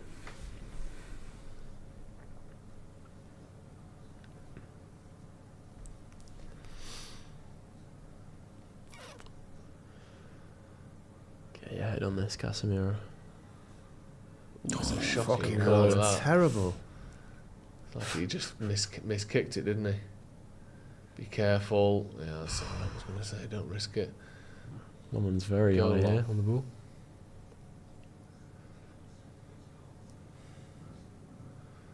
Good energy from Maney there. Harshil Sharma with the super chat said, "Hi everyone. I'm concerned about the lack of service to Cesco or any number 9 when Bruno isn't involved. We still seem to be struggling to deliver those balls effectively. Or do you see it differently? What do you reckon?" I do feel like part of the midfield operation in the summer will be to find a passer, a pass first option. I think that's why we like Elliot Anderson so much, because he's not necessarily this kind of creative genius like Bruno, but he does play a lot of balls into the final third. Yeah. He's got that kind of pass volume and range, and I do think we lack it outside of Bruno, and it is something to think about. Yeah. But no, I agree. then again, Bruno's always available. He's always fit. Yeah. So, And you can see players at times where they almost trust him to play the right pass. Yeah. Yeah. So they'll give him the ball when maybe if he wasn't on the pitch, they would do something themselves. There was a counter-attack a couple of times in the last game where someone's running with the ball and they just lay it off to Bruno 2 yards. It's like, you're going to do a better job of this than me. I'll give it to you. Like, Bruno does dominate the amount of possession we have around the 18-yard box. Like, and I don't think that's a problem. I mean, maybe slightly more creative players wouldn't be a bad thing, like you said, Finn. I think having a midfielder who can break the lines from deeper would be a great thing. Yeah, and if you look at it as well, with Martinez coming back as well, and the balls from the back for Cesco, and also Dorgu as well. They're getting crosses in for him. Yeah. in the face of a really intense press, we are playing well out from the back. Yeah, we're not Keeping doing hold of the too ball bad quite there. well, yeah. I think we just need, getting a couple of shots away like we've done will just give them a little bit of second guessing themselves. Yeah. We just need to show that we've got a bit of danger, because they really build momentum there, don't they? Was it 4-0, 3-0 we've lost a couple of times at home to them, and certain games where we just get absolutely outran and swarmed by them. You can't let them get that level of momentum going. Drinking a carton of milk in the background there. Where's he from, their manager? Spain. He's Spanish, yeah. Yeah. Is he one of the ones that are linked with United? I know the Palace manager was linked with us, but Yeah, He's been been linked with a few different clubs, hasn't he?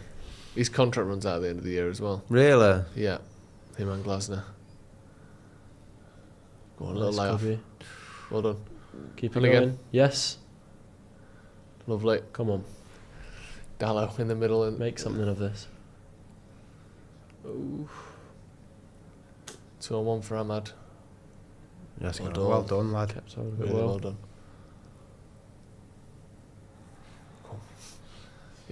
He dribbled past his man and then forgot he was there.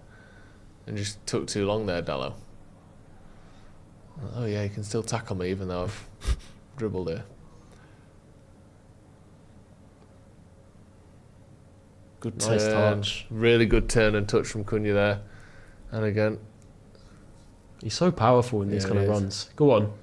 And you can't really do it. Drops Once he's him. past you in the box like that, Yeah. you can't really do anything because it'll be a penalty if you do. He's unlucky there. It's really good. He's started really strongly, Cunha. Probably United's most dangerous looking player so Yeah. far. He doesn't feel like an absolutely rapid player, but in most situations, he almost always gets the better of his Yeah, he defender does. on the outside. I think it's his timing, and like you said, he has Here we go. a level of power to him. Bruno! Oh, he could have took a touch. Maybe could have took a touch into the box there. There's a nice little 1-2 from Mbeumo on the edge of the box. Just laid it off for Bruno first time. Oh no, he couldn't have took a touch. There's the man there. Yeah, just not a great shot, is it? Unlucky there though. United looking the more dangerous of the two teams, even though Bournemouth are looking strong as well. That's all right. I don't mind that. Euro just leave one on Evan Nielsen a bit, but you need to get stuck in because otherwise they just take the piss, don't they?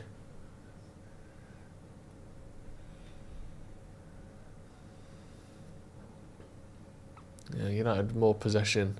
That's the possession I thought would be more even than that. Yeah, feels like. 63% for United so far. 3 shots, 3 on target.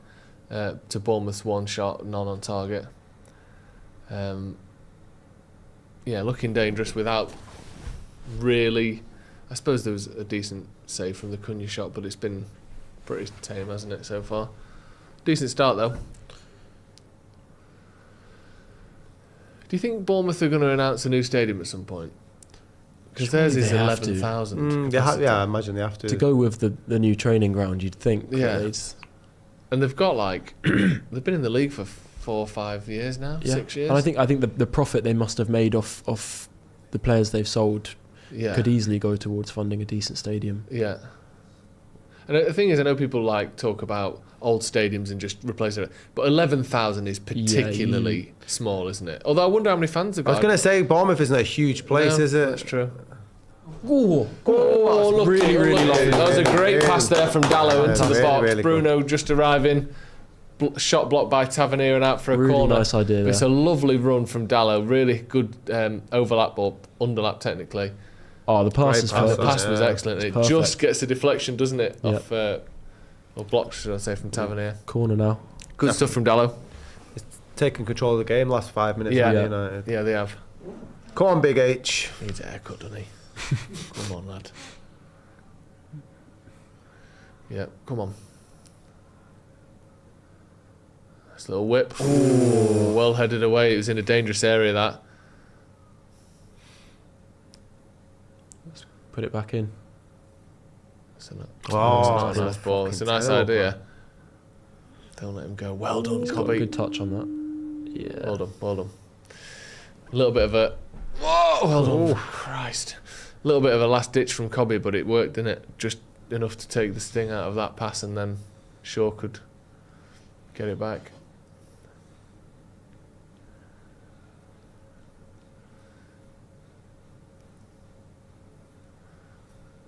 Go on, second ball, well done. That's good. Oh, Come on. Yeah, decent 17 minutes. Mainu started well. Dallo started well. No one dropping a real stinker at this point. No, it does feel a bit like the 4-4 game in terms of like the slugging each other out one into the other, which is good to watch. Yeah. Rafa D says they're extending to 18,000 soon. Apparently, there you go. That makes some That sense. feels a bit like a half measure, to be honest, doesn't it? But maybe It's Bournemouth is where people go to die.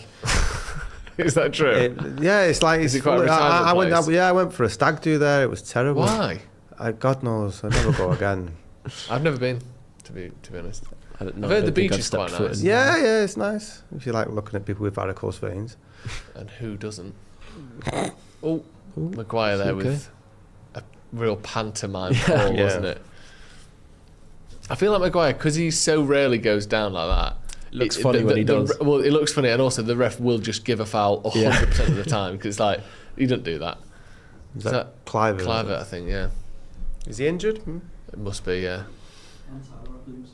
And Tyler Adams is as well. Thank you, producer Harry.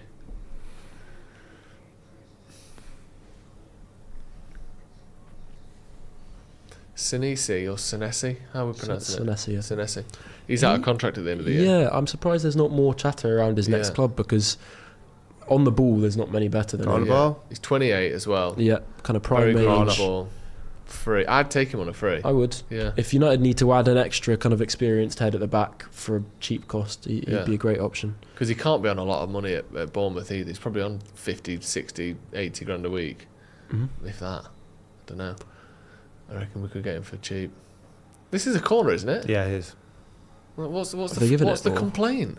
I think they've given it. I think Bournemouth are appealing. But that's like so clear that he just... Yeah, it is a corner. I was thinking, why are all the Bournemouth players going over to him before? Corner. Deep one. Post. Oh, Maguire. Oh. Back to Bruno. Oh, that's a lovely That's little lovely. layoff. Hit it. Hit it. fucking twat it. Blocked again. Is that Tavernier again in the middle? Not sure. Looking dangerous though, United. We're playing well. We're actually playing well here. We look the better team. Bournemouth aren't really creating anything at the moment. They're not Given a yellow for for penalty that or anything, are they? Just having a word. No, it wasn't. It was Hill. Just having a word. Have a word, ref. Dallo doing his sort of long throw that's not that long routine.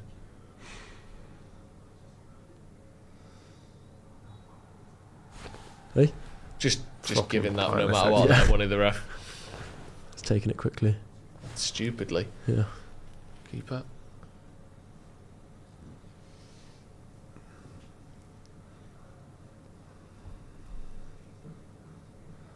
Just letting people get back in position. I like that. Feels so safe with Lomans Yeah. in terms of his decision making in those Because there, positions. he played a pass that he could have played at any time. I mean, obviously, unfortunately, Oh my god. Hey, just lad. led to a Bournemouth shot, but that wasn't his fault. But he waited Some until power we were behind set that. and Yeah, ready yeah. to go. Yeah, it's a decent strike there.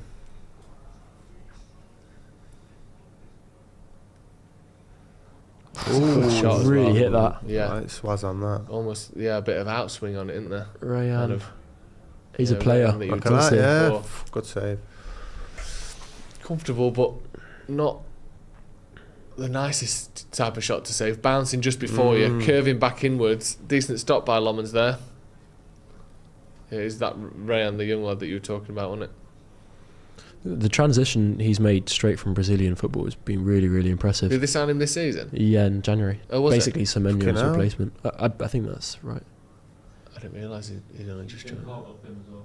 He's been called up for Brazil. Yeah. I think Ancelotti said he's not sure if he'll take him to the World Cup, but he's been really impressed by his recent performances.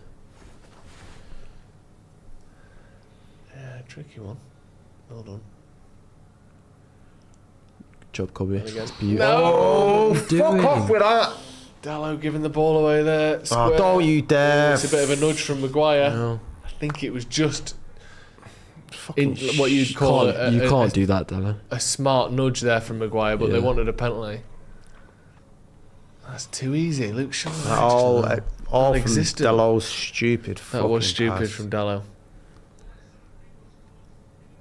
Surely it's not a foul. No, it's not enough for a that's. I think that's just good defending personally. It's not a penalty. No, It's it's not, certainly yeah, not no. a penalty, is it? Come on. His arms were on him, but he wasn't pushing, was no. he? It's just he's feeling out where he is. He gives him a bit of a He's giving him a back massage, I think. yeah, give him a bit of a nudge, but that's just good defending. That's the sort of defending that United have been told to stand up time and time again. When if you're seen as having lightweight attackers, that's the sort of defending that you get told off for all the time. I think you did well there, Maguire. Good stuff. I won't sign him anymore. He's shite. Come on, Dallo. it's not. It don't always have to be either great or shit. But within like 10 minutes, he had that great pass to Bruno, and then showed the other side of his game. Really good cross as well. I wonder if he'll ever kind of evolve out of that. He's quite far into his career to still have that kind of bozo gene to him. He's not going to change. Go on. Go on. Oh. Don't foul him. You almost got a touch on that. Yeah. Winners. Well done. Is that Cobby? Yeah. He's been good today. I really like Yeah, he's played quite deep, hasn't he, today, actually, yeah. Casemiro's had a quiet game. Yeah. I think that's probably the best way to get the best out of Cobby is to have him actually as the deeper midfielder of the two. Even sweeping up. Even if he's not as defensive as his partner, let his partner roam and defend high up the pitch. And when we're talking about playing out through a really... Come on. Fucking hit it. That's great block. Oh. Yeah, it is. Trufford. Yeah, when we're talking about playing out from the back against a really high press, Mainu is definitely better at that, I think, than Casemiro is. Yeah. His close touch and his ball playing is just better. Oh. Unlucky there. Unlucky. We've taken the sting out of that early press. They were good for 10 minutes, Yeah. and since then it's just been United being a better team, haven't they, for the last 15? Just need to keep it up. Let's get a goal in. Come on, Lots of corners. assist king. Yeah, really. I really wanted to get it. It would be great. He'll would be fucking great. match it, won't he? I bet. Yeah, I bet he gets 20. Ooh. Time. I don't even mind that. It's a shit pass, but at least he hasn't given it away on his own halfway line. I was worried about that. It's terrible, though. No. You can do a lot better than that. You can do a lot better than that.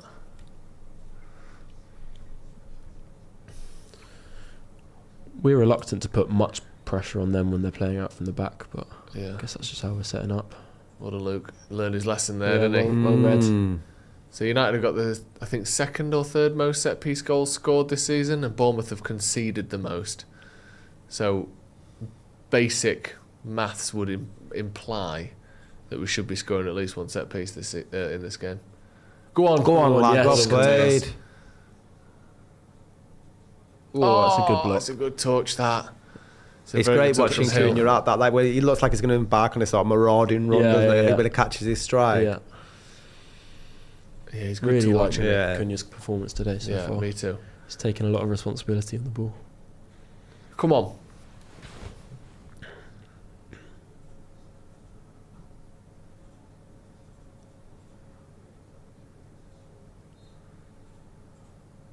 Throw in.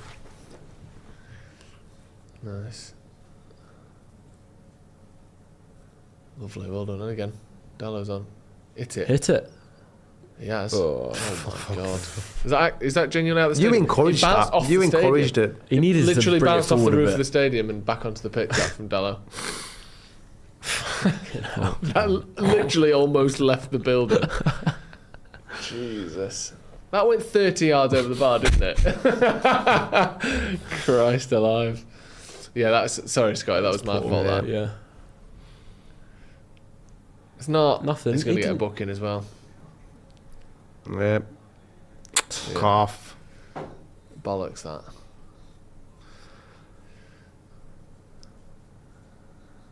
Oh, come off it. It's the merest of touches, that, isn't it? It's just a straight yellow card. No benefit of the doubt, or let him have another one, anything.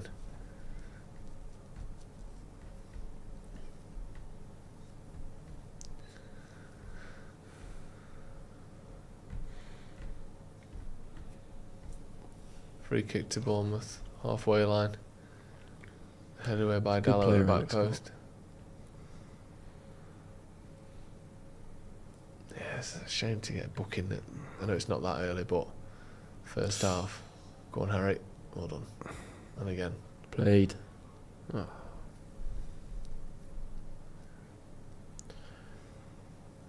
He's definitely got something about him, Alex Scott. Yeah. He's someone you'd see at a bigger club. How old is he? I think I'm not sure, to be honest. 23, 24?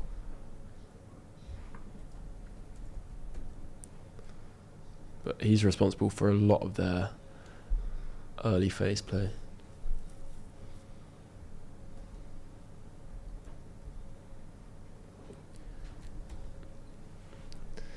Yeah, this is not the person I thought. This is a 45-year-old former professional boxer. Many strings to his bow.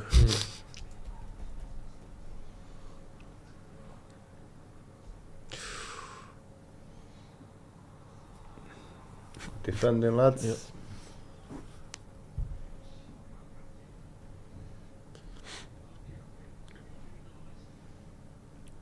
Have you found the right one? No. Yes. 22. 22? Yeah. Yeah. Grealish light, some people say. That's just the hair, though, isn't it? Surely. Maybe.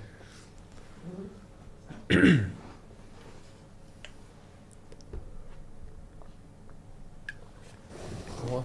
I'm good, cheers, mate. You can keep your French press. There we go.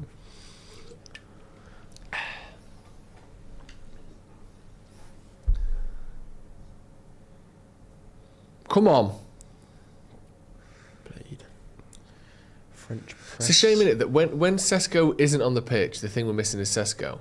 Oh, yeah. Oh, lucky. Come on, Bruno. And then when he's on the pitch, you lose some of the stuff that makes you need Cesco so Yeah. badly. Like,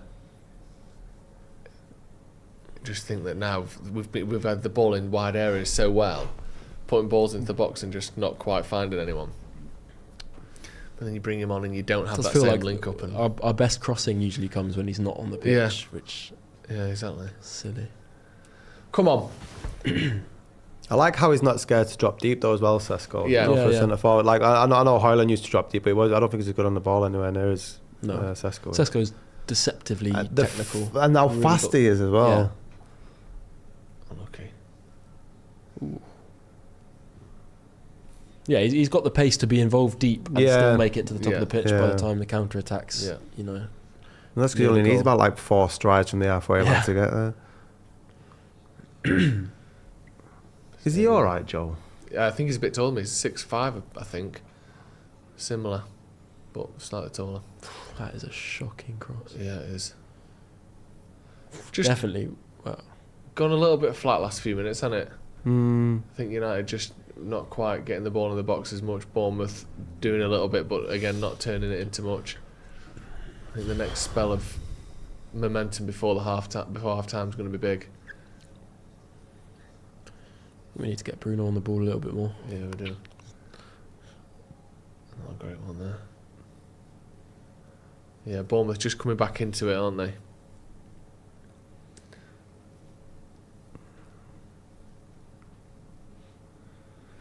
Oh, D Mizzle says, I'm a United fan living in Bournemouth. You're all welcome on your holidays. Oh, thank you. You're not going back there, are you? No, Take him thanks. up on that. Maybe with D Mizzle showing you around, it might be a completely different town. What's his name? D Mizzle 73. That's his so government presumably name. born in 1973. Well, there you go. Yeah, So he's old. What does that make him? 53 years old. Told you that's where people go. Yeah, but it's not that old, is He's it? retiring down there. Yeah, in 12 I'm years. telling you, it's where he's just full of old people, and I think Gaza lives there as well. What, Paul Gascoigne? Yeah. Does he? My mate lives next door to Bournemouth. That's why I was down there. Next door to Bournemouth, as in next door to the Well, stadium? what's the big forest place called down there? Don't know. It's not the Forest of Dean, is it? No, Epping. not The Epping. New Forest. New Forest, that's it. Yeah, he lives. Well, I think he lives in the New Forest. Really? Yeah. What point are they going to drop that, do you think? What oh, it's not like Well, that. the new bit. Yeah. When does it just become the forest? Yeah. Yeah. How long has the New Forest been out for? When did they first release it? What happened to the old forest? I can tell you that Gaza does live in. Paul Gascoigne does live in Bournemouth. I thought Yeah. it was When did the true, New yeah, Forest get? When was that released? What do you want when the trees started growing? Well, no, but when was the when did the New Forest come out? Yeah. Yes, I do want that. Yeah. That's exactly what I want. What year was the New Forest released? I love when United are good because we just chalk shit. Yeah. don't Yeah. we? 1993. 1993. So it is pretty new, actually. That is quite new. Same as me. Very new. 32. It's one of the newest forests. Established as a national park in 2005. Oh, hold on. Established as a national park in 2005. They have wild Yeah, I horses. was born. Do they? So I'm the same age as the New Forest, basically. Yeah. And the gap between me and you is the gap between the New Forest being planted and people realising its importance. Right. Come on. Here A we lot of go. space here. Come Ahmad's on. Ahmad's Clean through it. Got a bit. Come on. Oh, shot me. It's a bad pass and it's It was really a bad pass touch. and a bad touch. Oh, for God's sake, that should have Should have been it. Oh, fuck you, Dallo. That felt like have, it for at this. least has got to get a shot away there. It's a Come on. Yeah. No. Yep. He's made it work somehow. Casemiro. Bruno. Oh. It's a shame That that the pass pass has to be from so much better. But Cunha was really bobbly, wasn't it? But you'd still Well done, expect him Colby. to control come it. on. Yeah. Should have cut in there. What's he? Dallo. Oh, Bruno, is he across the line? He can't have. No. Fuck. To be fair to Dallo, he did What a well there. save, to be fair. He did. It was a really good cross to the back post there, and it saved. I mean, I say saved it. It almost looked cleared off the line, even though it was the keeper. It was Kind of like wild with his foot, wasn't yeah, it? Yeah. And the game's alive scrambling again. across the goal. That's injected some energy into. 2 blocked crosses there. One from Casemiro, one from Ahmad. He's had to Good make a few saves tonight, Yeah. Petrovic. It's a lovely little overlap this from Dallo, and well weighted, well timed from. Onside. Dip over. Nice dink Great. as well. Oh yeah. Ooh. Oh, yeah. But it's a great clearly save. didn't cross the line, did it? It's you can't. I mean, faultless really. All of them won it. It was a really good move there from United. Bruno doesn't do Gets anything great wrong contact either. with it. Yeah. Good contact. It's just a good save.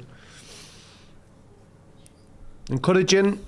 Yeah, Yeah. really good. Best move of the day that, and Yep. the best chance of the game as well.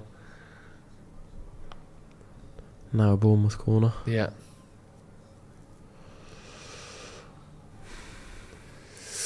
Good header again. Who was that? Burma. Oh, well caught. Another like a fantastic deflection. save. Yeah. Oh, really Bernard late did deflection well as well. there. Yeah. He's adjusted so well to catch that. You cannot see Oh, that it's- until late it's at all brilliant. there, can he? That's a really good... He's so trusty. He is. So no deflection, just Just bad visibility. yeah, bad visibility and a moving ball. Yeah. That's a lovely turn. Well played.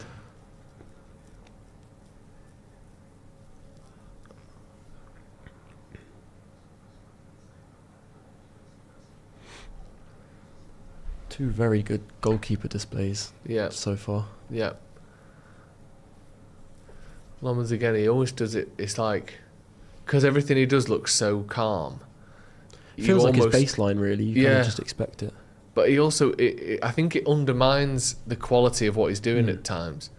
Like, I know that was straight at him, but to catch that so securely... Yeah. And the one before where it bounced just before him and it was swerving back in towards him, I think Yeah. like... Because he just handles it so cleanly and so sort of smoothly, you almost don't go, brilliant save, that brilliant save. It just... But it was... Both of them were fantastic. Yeah. Really difficult. Well read by Euro. Oh, well Found the done. pass. Yes, lovely. Just a bit too much there from Cunha.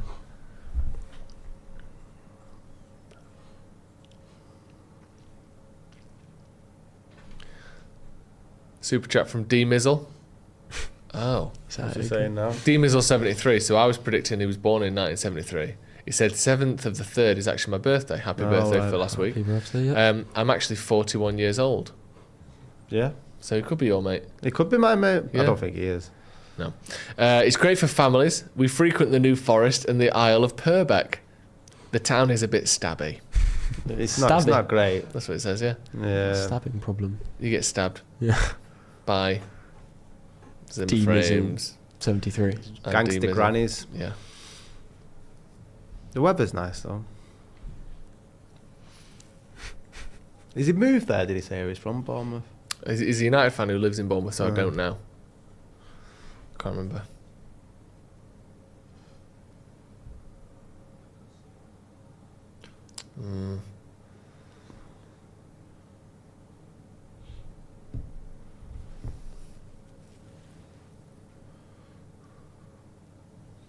So I'll throw it. Yes. Favourite Monster Munch flavour, says Dylan Proctor.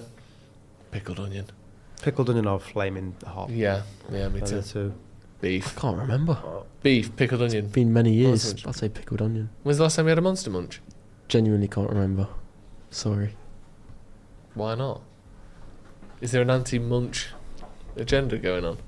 There might be. Is there? Amongst my generation, Fucking yeah. Gen Z. It's a generational thing. You see, What crisps? Are kids not eating we crisps don't these believe days? in No, crisps. they- Only the you know, like the veggie crisps, the beetroot yeah. and Yeah, parsnip. Fucking Yeah. sunflower The seeds. parsnip ones, yeah. I actually They're really not bad like to be those. fair. No, you're not getting that. Are they Tyrrells? Tyrrells, yeah. Ooh. I actually it's know the late sales for 'em. director of Tyrrells. Oh, do you? Yeah. Could you? Where's the foul? I can. Who's that? Yoro. It's late, but lifetime supply of veggie crisps. Yeah. Just about.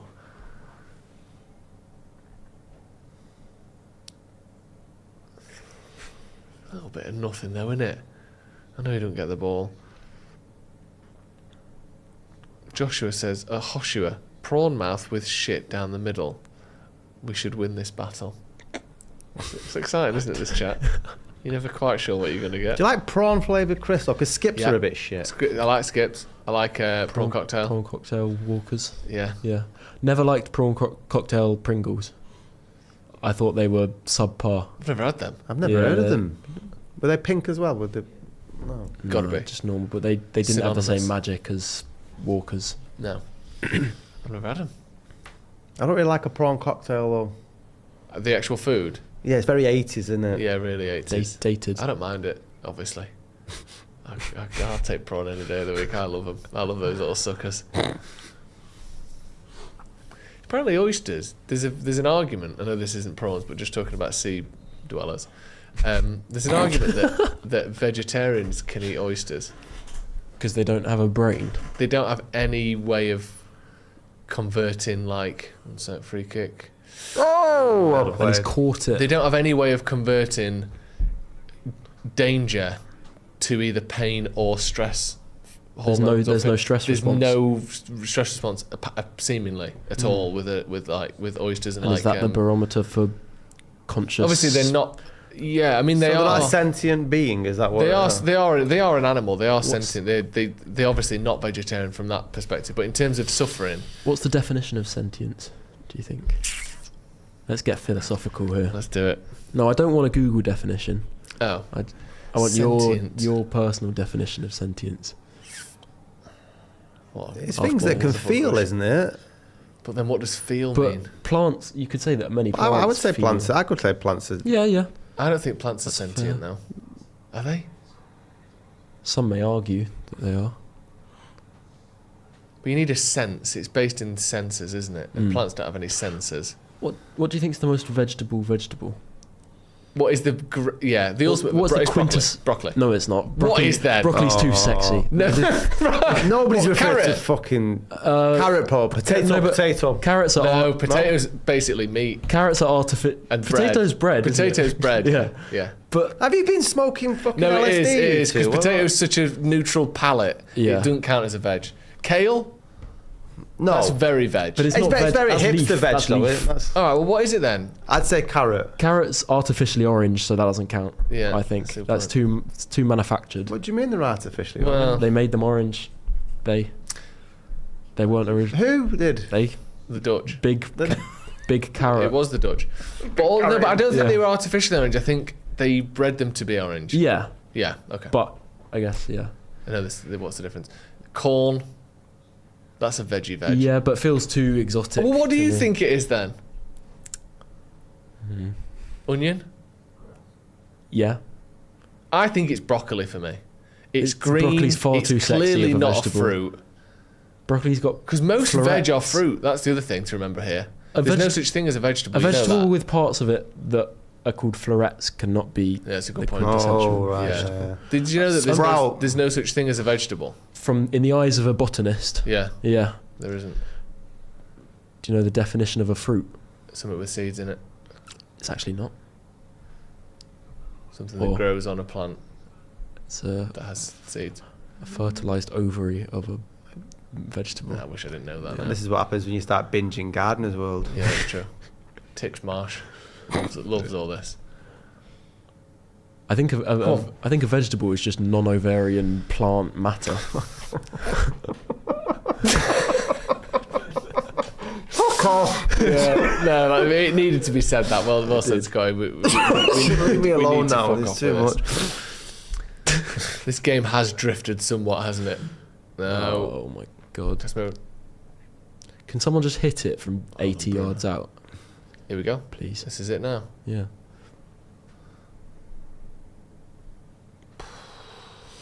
Very stodgy, isn't it? So, yeah. In the minute. Like a paella. Yeah. Come on. Well done. Well done. Go. Come on. Bournemouth's so wide on that side. He needs to come in. Go on. Come on, lads. Where's the Move around movement? for him. Give him an Yeah. option. Oh, what a Yeah. pass. Keep it in. Dallo. Oh, yeah. Nice.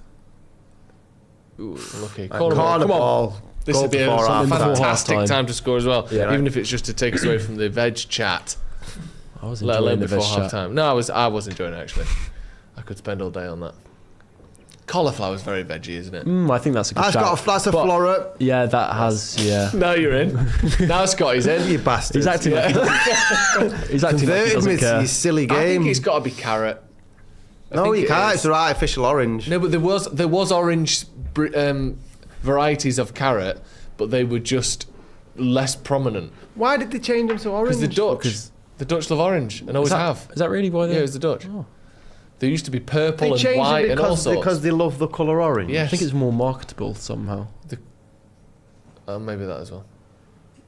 Pretty sure it's the Dutch. Come on, only 1 minute of added time. Yeah, fair enough, innit? No real stoppages. Little drifter to the back Drifting post out. there. Oh, shit. Foul him. No, he's No, not getting not there beating him first. there. Oh, he is. Oh. Flip. One last chance here for Bournemouth before half time if they can get a shot off. He's going to give it to him if he can, isn't he, the ref? Oh, come on, blow up, ref. If they don't put the ball in. Blow the whistle. Win it. Oh, the Casemiro. Come on, ref. There you go. Right. There we go. Blow the whistle. There you go. Half time. 0-0. Wow. Relatively, I mean, I would say even game overall. United have certainly had the better chances. Possession was back and forth. Bit of a sluggish spot before half time, but overall, Finn, decent half for United. Yeah, can't have too many complaints, but at the end of the day, we're lacking a bit of cutting edge, and I think we're lacking Benjamin Cesco. We did say earlier it's almost kind of a cyclical debate because a lot of the things that he brings, he no longer benefits from when he's on the pitch because there are different dynamics at play. So I think it's difficult, but it's certainly not been a bad half. United have had the better chances, and I think we've been the better team, even though they've had chances of their own. We just need to capitalise at some point. Yeah. Scotty? Yeah, it was an enjoyable game of football first half. I thought that Bournemouth came out in the first 10 minutes and pressed with the sort of style that we know that they're used to. And we rode it pretty well. We were talking before the game about how sort of measured we are in defence, and we've certainly put that display on. And then going forward, it's been a little bit choppy, but there has been some good decision making. And I think with Bruno with that volley from Delors was a great chance. Both keepers have been tested. Lamon's not so much in terms of not really a dangerous shots, but we've challenged our keeper a lot more, and there's been like goal line clearances and stuff. But again, there's been some sloppy play. I do think we're missing some sort of like cutting edge going forward, like a Cesco or something like that. But I think Bruno towards the latter stages of that half has gone missing a little bit when he's drifted out left. Cunha seems to be our main threat when he's running with the ball. But yeah, I mean, Bournemouth away on a Friday night, 0-0 first half. It's a decent start. Yeah, I would agree. European dude says, I think sentience begins if your IQ is a tad higher than Cole Palmer's. Now that is harsh, but thank you for your super chat. Charlie Bozza says lettuce is the vegetable. That's Too leafy. too leafy. Yeah, and also if you can't cook it, it's not a veg. That's it.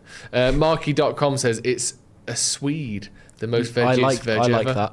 I like that as a shout. D Mizzle, we've been chatting to, said, I'm from Wensleydale. My dad is from Lancashire. Third generation family United history. fan. Yeah, I love it. We asked him. Ben Top, Ben Toppin, looks like we're out of ideas, uninspired and sloppy. Calling out for Cesco once again. What do you think Carrick has against him starting?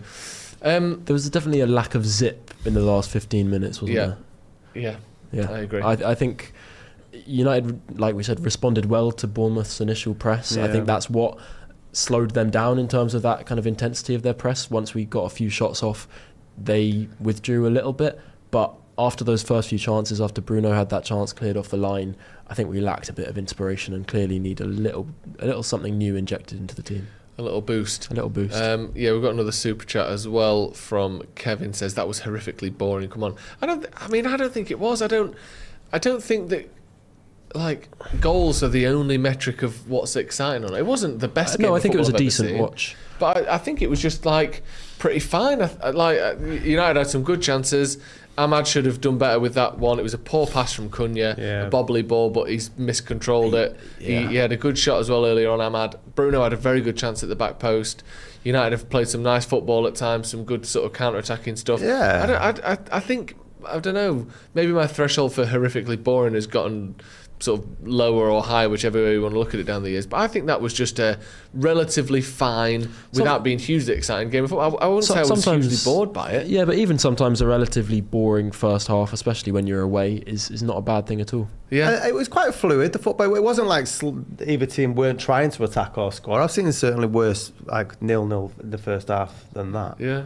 KW98 says, fetch me the Slovenian. Yeah. Which I think might be what Michael Carrick's saying at half-time. Emmett Toner says, I had a cooked romaine lettuce in a Caesar dressing last night, Joe. Expand your mind. Yeah, apologies. I know you can cook lettuce, but you know what I mean. Alex just sent 79 pence. Thank you very much. Thank you. Obviously, Cesco is the big name that people are talking about in the comments.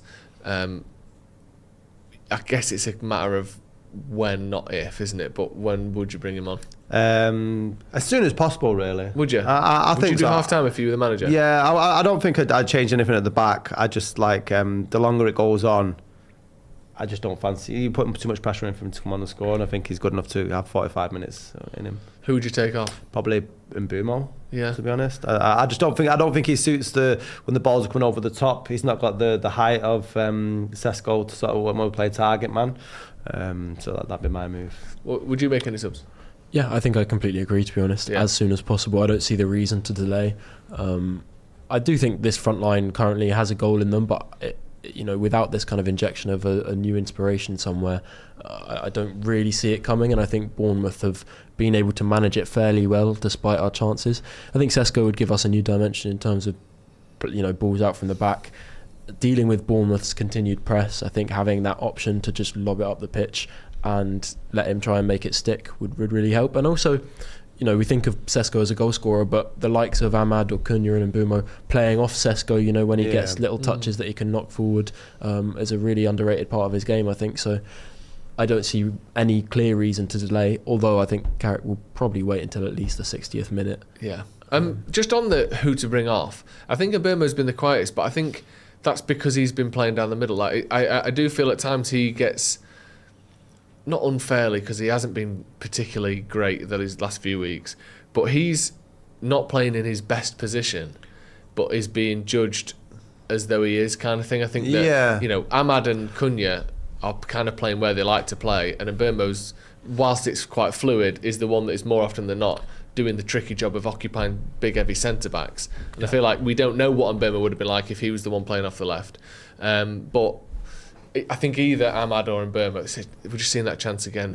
Frustrating. He just hits it into the ground, Cunha, doesn't he? A bit of a bobble. Yeah. And then I still think Ahmad can do a lot better with it, despite it being a difficult pass to deal with. Yeah, definitely. You end up kind of, one makes the other one more difficult, doesn't it? And this chance for Bruno, can he lift it a bit? I don't think you can really ask for much more. I think obviously if he'd have put it in a different part of the net, it would have gone in. But I think the way he hits it is just all you can expect, isn't it? If he'd have skied it or hooked it, you'd be, just get it on target, and he does. Gets a good contact.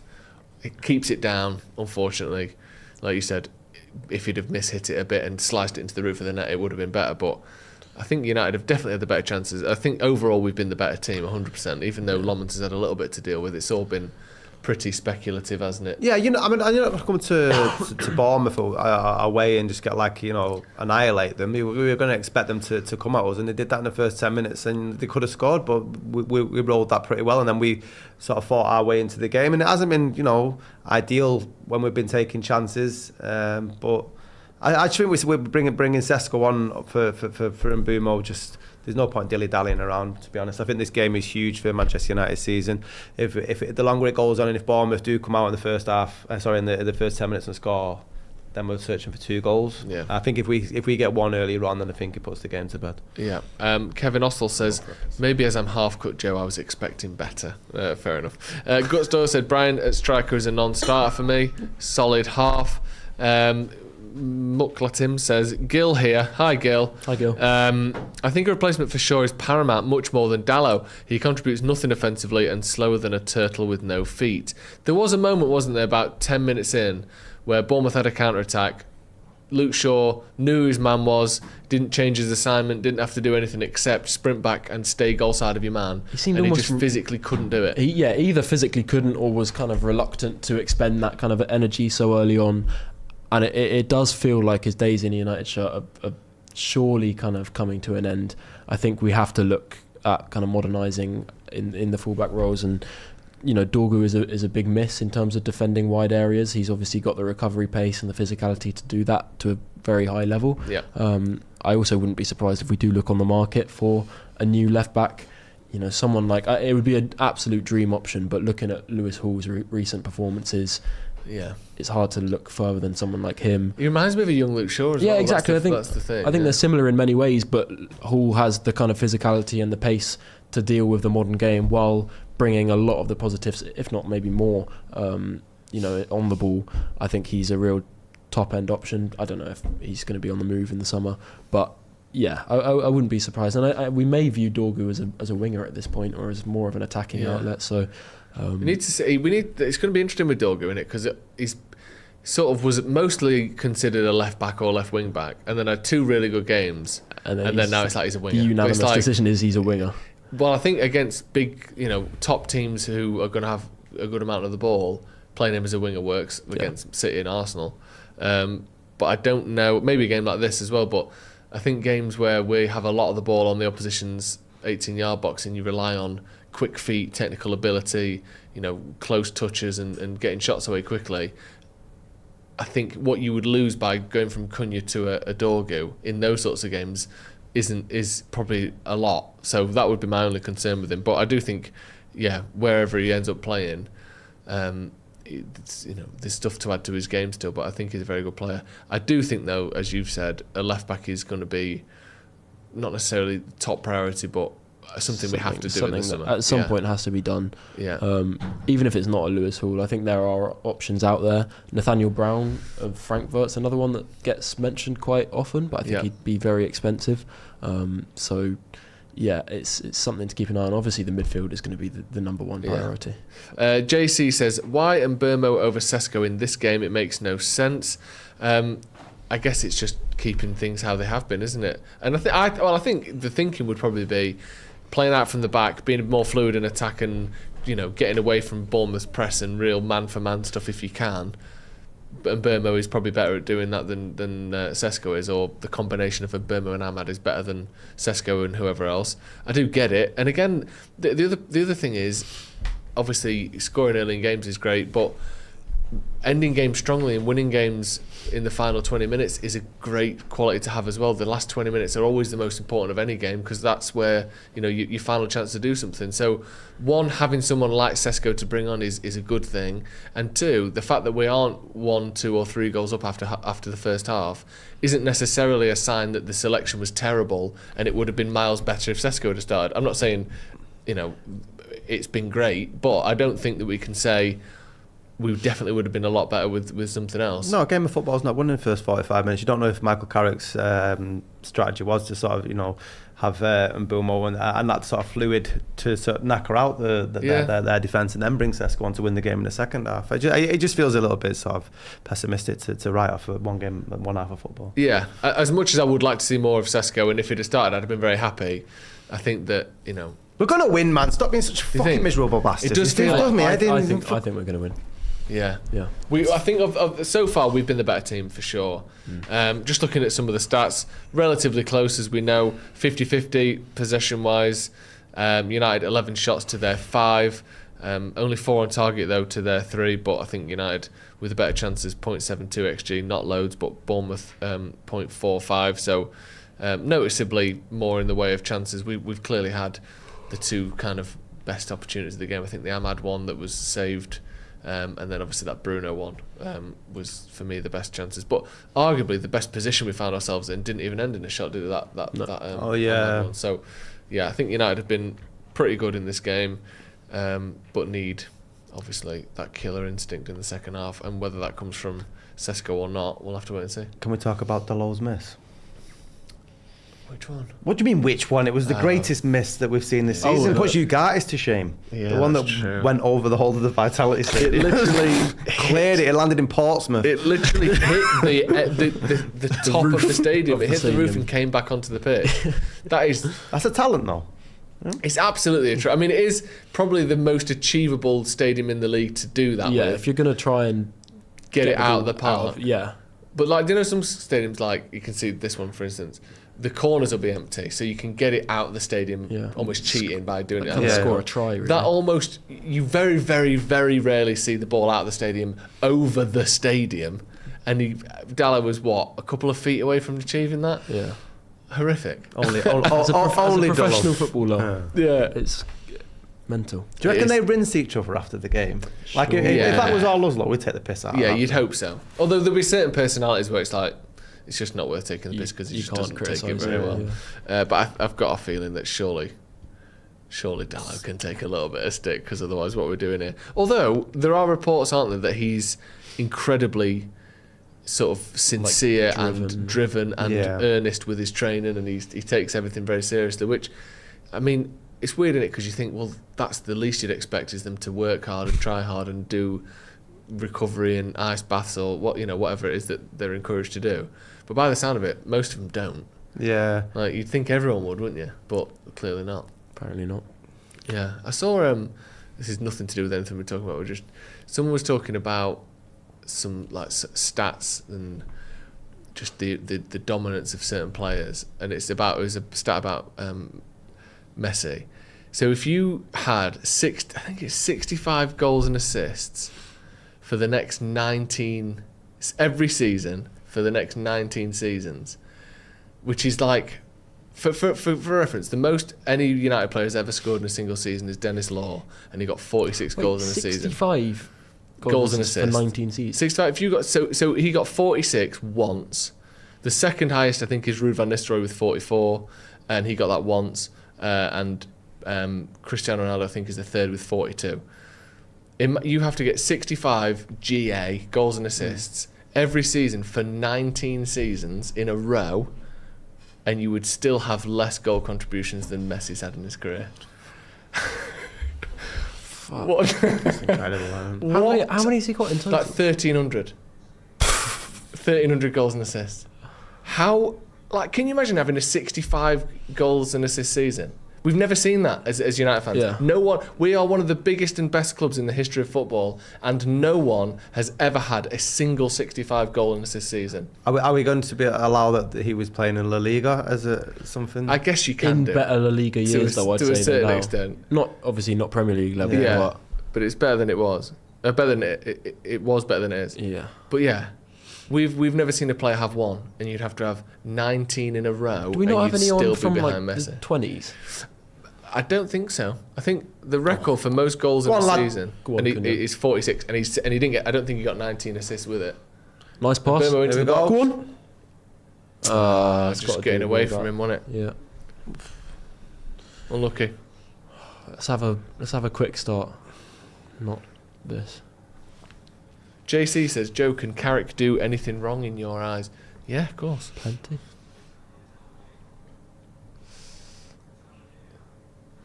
Yeah, I think he can. Although, I will be honest, he hasn't done that much wrong so far. And I think, obviously, every game has got areas you can improve. What annoyed me was bringing on Malacia instead of Heaven or someone else against Newcastle when we then conceded that late goal. And don't want to put it all on Malacia, but his defending for that was nowhere near. For a player who's not played for would so you long. at the time would you have said that as well? Because I just thought he's a left back and we need a left back. I think I messaged someone saying why not Heaven, but obviously it's easy to say in hindsight, oh, that's the wrong decision. But I just think when you've got a centre back or a defender who's clearly good at defending wide areas. Oh, couldn't you? Bad pass. Gone back though, that's good. Yeah, no, it obviously that was turned out to be the wrong move, didn't it? Yeah. Started with the same pace that it did in the first half. Keep it. Lammin. Nice and calm. Just there, isn't he? Yeah. He's like a Coldplay record, isn't it? Yeah. You know, reliable. Yeah. Nothing too flashy, but No, you know listen you to get it him. and you go, it's not bad. No. Yeah, that's it. Yeah, you know what? yeah. I wanted to slag this off. It's not bad, you know. Whereas Onana was like experimental Yeah. German punk or something. Sometimes it's German the best thing you've techno. ever Yeah. heard, and then, but most of the time it is just trash. One good track. Yeah. Bless him. He's coming back in the summer. I know, yeah. Fighting for his spot. Fighting for his spot right in the fucking car park. Did he leave that? I think. Weird. I don't want to see that. Thank you. Does my head in. I know they need to show a bit of texture and a bit of like life to the broadcast and do different cuts, but especially when you're waiting for a decision, then you just cut to a player with his arms out. I don't care. All right, Scorsese. Calm down. And the lighting is all over the place. Can we get a bit of bloody depth of field on this? Everyone's in focus. It's gross. Imagine how shit football would be to watch if like only one player was in focus at a time. You know, like, really wouldn't that arty shots. Wouldn't that be great though if they give like football just to directors? Yeah, that would be good. Oh shit! Back post, back post, back post, back post. Ooh, well done. Good block there. Is that Maguire? I think so. Fantastic from Harry Maguire there. Because if that ball gets past him, Luke Shaw's got 2-on-1. It's a nightmare. Get there. Not quite unlucky. Big Unlucky. ass that. Good defending there, Harry Maguire. Yeah. Which director would you want to direct a football match, do you think? I'd like a Guy Ritchie one. Everyone's Really? walking Yeah, around, yeah. loads of like swearing at each other. Yeah. Did he do Snatch? Yeah. Yeah. Yeah, that'd be a good laugh. Or Quentin Tarantino, Mm. Massacre. Yeah. Oh. Good pace now. Dallo. Go on, Yeah. Dallo, That's- He's got the pace for that. Yeah. Underrated Dallo's pace.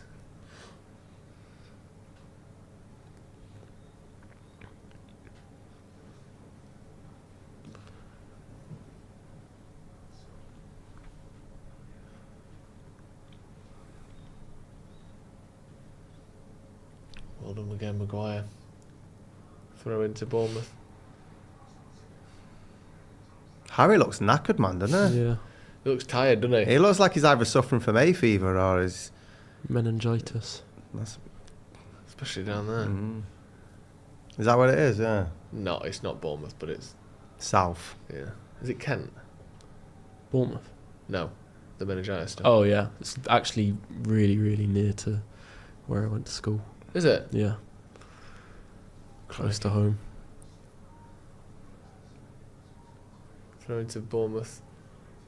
Knocked Well on. played. Well done, Lommans. Good punch. It was a good punch. Well done. Goal kick.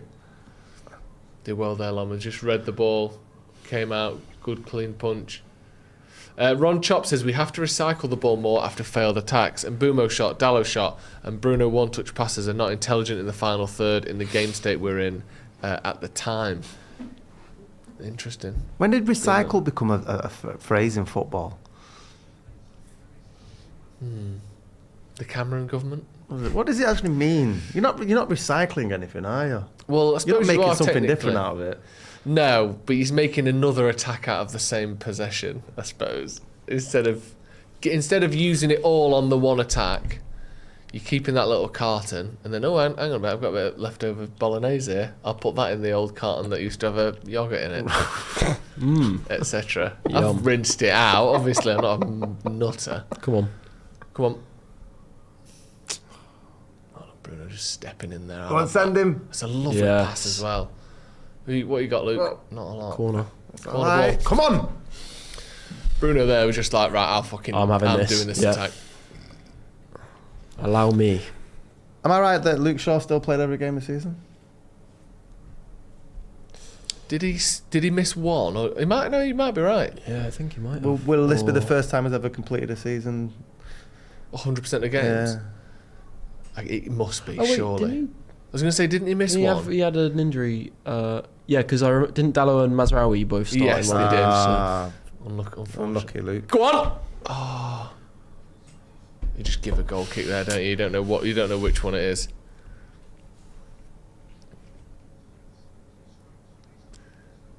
Yeah, the ref's just absolutely guessing there, isn't he? Well done, Luke. Go ahead. Take the free kick as well, ref.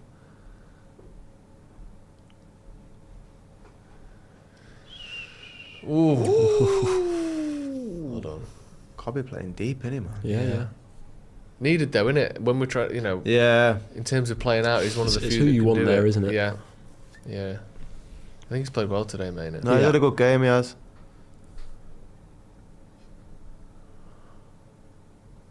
Clippy. Nice. Oh. See, So that's that's Cesco nodding onto a Bruno, what you were isn't it? talking about before, wasn't it? Finn, Yeah. about bringing other players in. Yeah.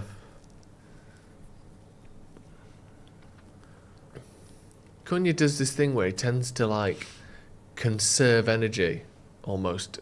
Yeah. I don't know if it's on purpose or if he just gets tired and sort of, but he tends to start games well and then have a dip and then end games well. Yeah. Well, it did get talked about a lot while we were linked with signing him, that he did lead the league in terms of walking stats. Yeah. Throughout a game. Okay. That makes sense. But I think it was kind of misinterpreted as him being lazy. But he does actually put a shift in defensively. Yeah, it's massively. Just kind of in spurts. Really, isn't it? How do you not know he's there? Well done, Yoro.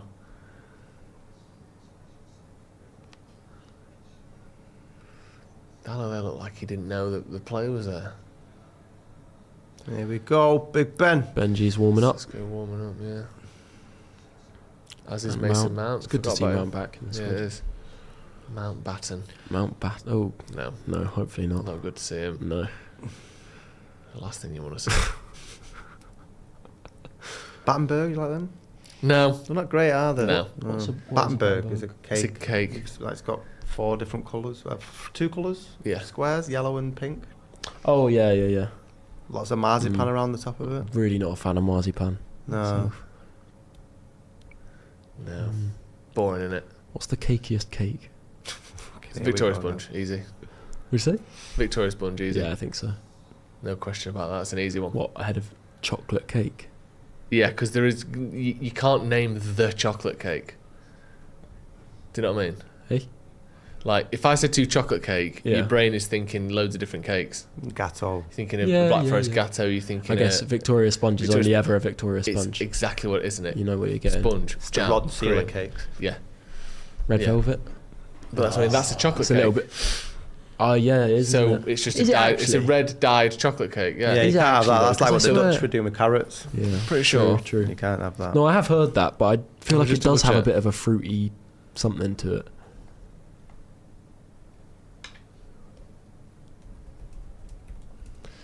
What is red velvet cake? Mild cocoa flavour and a soft velvety texture. I see. So, yeah. Yeah, it's got to be, isn't it? What's the fruitiest fruit? Banana, apple, orange? Strawberry. Strawberry. Yeah. Maybe. I had some strawberries before. I'm not going to argue. I like big fan of the strawberry. I'm here for strawberries. Yeah, I like a strawberry. Although, they do dip, don't they, in quality strawberries? Yeah, you've got I to feel get like I've them not had a at good the strawberry right... in about 2 years. Yeah, it's got to be in season. How bad are plums at the minute? I'm not a big plum fan. So bad, I'm not What do you even mean they're trying bad? them. Like They've been bad for about 5 years now. Every plum, when you used to buy a plum, more often than not, they were purple on the inside, juicy. You could squeeze them and juice would come out. Now you bite into a plum, and it's like yellow, like hair inside of it. where are you It's like long. They're dry. They're completely. You could squeeze a plum and no juice would come out of it anymore. Mangoes have gone rubbish as well. Too fibrous. So fibrous. So fibrous. I have to resort to putting a cantaloupe on the windowsill for 2 weeks these days. It's the only thing I can rely on. Have you ever tried a kiwi berry? Yeah. Superb. Yeah, I got some of them last year. Oof. 20, 25. Well done, Casemiro. Do you think that's a climate change thing? No, you'd think fruit would be better, wouldn't you? No, if it's like... Native to what? Britain. Bruno. Oh, look, I'll take their ball as well. You can get Apples are as good as ever. Never been an apple person. Sorry. What are you then? Fruit-wise? Kiwis. Blueberries. But blueberries are unpredictable. Yeah. Tricky.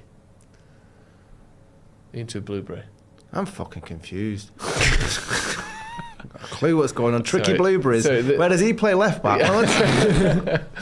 Yeah, sorry, there's not really been any shots in the last 10 minutes. Signing.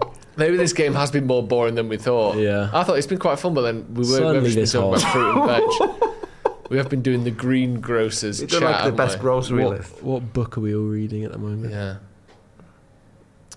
Just menus. Do you like dates? They're Yes. alright. In kind of, I obsess over them, and then I really? have to stop. Yeah. Because I was in just been to Morocco and like everything was Yeah. everything came with a date. I'm not really a massive fan of dried fruit. Is it a damson when it's its best? Or is that a in its prime. prune? What is a date? Oh yeah, what is A a dried what? is a date not a date, but just dried? When is a date not a date? Yeah. No. Yeah, the dried fruit of the date palm tree. Right. And What's a is it? fresh one look like? Yeah, I was wondering what's. Oh yeah, look like grapes. Mm. I'll take one of those. It was miles off anyway. Are they not as nice then? Is that why they dry them? I guess so. Don't know. Probably last longer as well, don't they? Yeah. I used to hate prunes. I used to get them at school. I love prunes. They are. Yeah. They're good for if you're constipated, isn't it? You've had too many prawns. Prawns and prunes. There's a shot Good for you. touch. Fantastic touch from Cunha. Come on then. What we got? Come back. Cut in. Oh, It is. Well, it is. Yes. Penalty to Manchester United. It's unbelievable about from Cunha there. That chest superb. touch. That little They're dink slowing it between. down, cutting back inside. That was on. fantastic from Mateus Cunha. And it's a penalty. Unbelievable. Such a cynical foul, wasn't it? Yeah, As well? that was no stupid. question about that at all. He knew. No. This touch here is amazing already. Dink. But then to slow it down and just And then cut back. speed it back up. Now. See you Yeah, later. lovely. What's he doing? Why would he What do is that? it? That's, do you know what? That to me is like, you've pissed me off that you've done that. Yeah. That's not even. Yeah, that is one of It's the so most stupid. It's cynical, bizarrely yeah. blatant penalties you'll Right in ever front of the see. ref as well. What is he doing? It's literally like his brain has gone. You're I'm an angry idiot. now, Yeah, yeah. I'm angry. That is That's such so a bizarre poor. penalty to give away. That is his 9th yellow Yeah. this season, which maybe tells its own story. But I'm really Hothead. a bizarrely blatant and straightforward penalty. That Yeah, brilliant by Cunha. He's been our brightest spark. I think this- so. Yeah. This game. He's had a great game. What happens here now? Bruno misses and someone scores. Is that an assist? Bruno's going to If square. he it. hits the If he squares it, yeah. Just score. yeah, just hit it. I'm gonna have it. Come on, Bruno. Come on, Bruno, lad. Champions League music playing. Getting ready to sing. Come on. Come on. Jay's hiding his face in the Moses basket now, isn't it? Jay's turned away, can't look. Go on, son.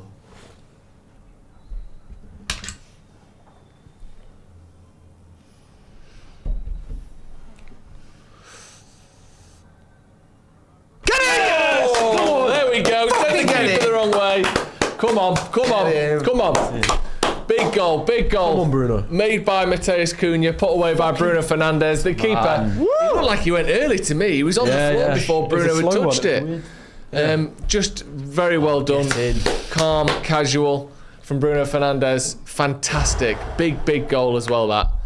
Fucking huge goal. Did goals for the count league. for 2 assists? Yeah, I think so. Perfect. Yeah. There we go. Get in. Well done, Bruno. That means a lot, that. Yeah. Yeah, it does. Brilliant from Thanks to Cunha, See, yeah. Those things there are just, he does two really difficult things back to back. And they just make so much of a difference, that kind of quality on the ball. Yeah, the keeper's long gone, hasn't he? Is Kepa still at Bournemouth? Or is it... No. Is it Arsenal now? Yeah. Bloody... He was at Bournemouth though, wasn't he, Kepa? Yeah. It's mad, isn't it? Not... Obviously, he was remembered for the not coming off thing. He was a 70 million keeper at one point. He was one of the most expensive keepers of all time. Yeah. He might still be the most expensive keeper of all time. Was he 65, 70 million, something in that ballpark, wasn't he? Because I remember Liverpool. Oh, lovely! And again. Oh yes.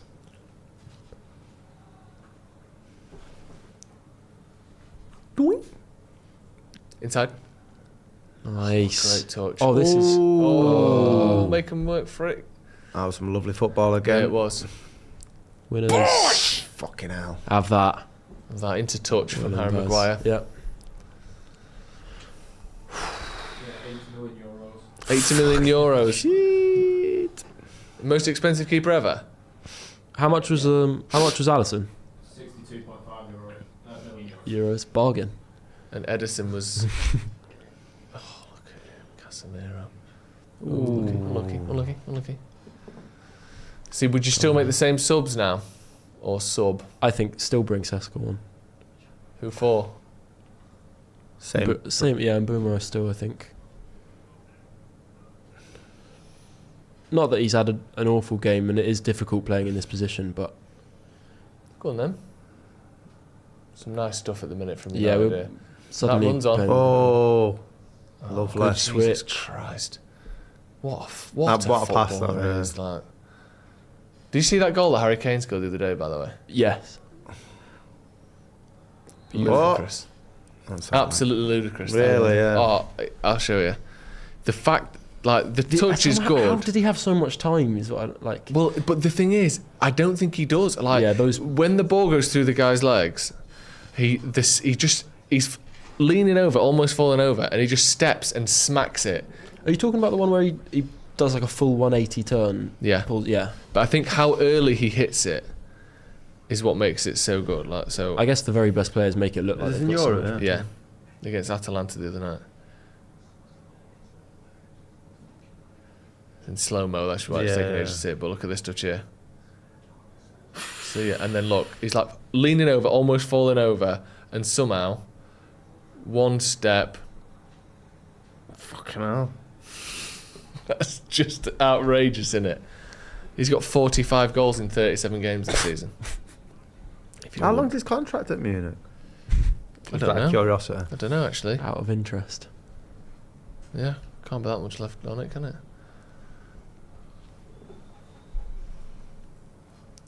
Is it corner to United? No. Just looking at the bench for a bit. Yeah, it is. Oh, it is. Come on, get an assist, Bruno. Yeah, I'd love that.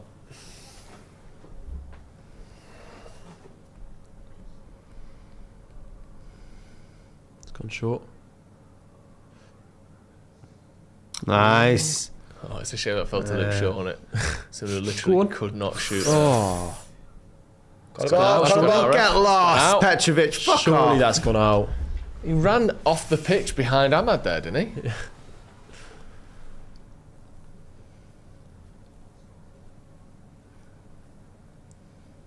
Well done. Good track in there from Bournemouth. I think it might be Ahmad that comes off for Cesco. Yeah, I just think he's not got involved much at all in the second half. Maybe, yeah, he has withdrawn from the game a little bit, Yeah, hasn't he? and I think I trust in Bournemouth to get you a goal, or get United a goal more than Ahmad at the minute. What do you make of Ahmad's output drying out a little bit in terms of the goals and assists? Do you think it matters too much? I don't really get it, because when you watch him play, I still think he's playing all right. Yeah. Without being obviously brilliant. But like today, he had the one chance where the volley that was blocked. Yeah. He had the cut inside, the one that was the one saved by the keeper. He had one where he cut inside and, put a decent shot in. Like, I don't think he's not involved and not doing anything. I think he's still playing quite well, but what is it, like 3 goals, 2 assists all season or something? It's obviously not what you'd want it to be. The thing is that don't take into consideration that when he was scoring loads of goals last season or the season before, we were over-reliant on him, and now we've got other people that are doing Oh my God. Oh my God. What the hell? That was Please score this. unbelievable pass. Penalty again! That's another That's penalty. a pen. Ref, you fucking knob! That's surely a pen. You don't want to give it because it's too much like the last one. Surely But they- it is It's just a pen. that pass from Bruno Fernandes That there. was so Right, ridiculous. Can we I see missed that it. again? Surely they pull that back.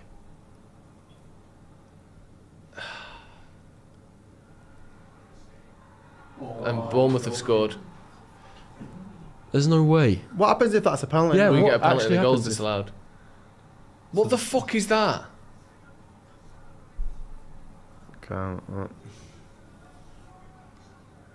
I'm sure it's a pen. We've got to check it. Yeah, it will be being checked, won't it? That'd But be does hell- that count as the same like passage of play? What? Yeah. Yeah, 'cause if the it's a ball- penalty, the ball their got goal's played. disallowed and we get a penalty. This is going to be hilarious if we go. Yeah. Let's have a look. Yeah. That's a. That's a pen. No? I mean, it's He close. isn't it? looks like he's thrown him. I pulled him. Yeah. I mean, Saying look at his right foot as well, not just his hands. we didn't see his feet. I think he might trip on him.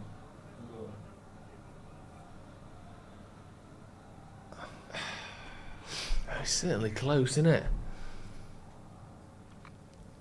I think if the Cunha pen hasn't been given at this point, this is Yeah, viewed that's as stone definitely- wall. yeah. I agree. What happens here? Just pass it right in the Way fucking too easy. corner, I think. isn't it? I think that they're all switched off, aren't they? Yeah, 'Cause I think they 'cause were it's- because of the penalty decision. It's a good goal, to be fair. Yeah, I don't think just the right keeper in could have the done much corner. about it. Let's see this again. Are they checking it? Yeah, they must be. They will be because they check everything theoretically, don't they? I don't think they're going to give it.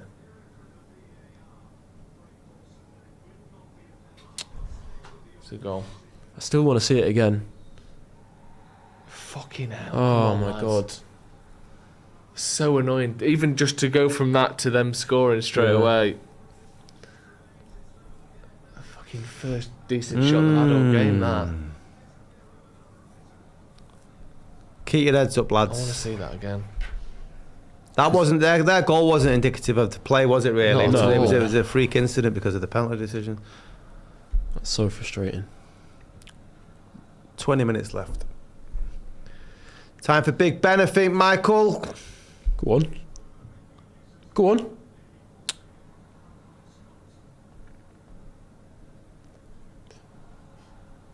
You said 2-1 Cesco Yeah. winner, didn't you?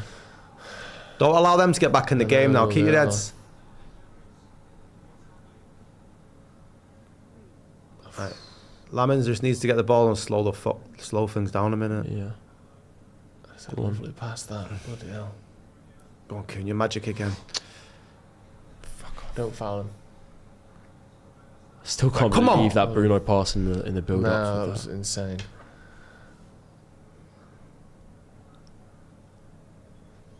Has he got booked already, this lad? Come on, we still got this, lads. I need to see that again. Cunha's been borderline unplayable today. Yeah, he's been excellent, hasn't he? Bournemouth going to make 3 subs.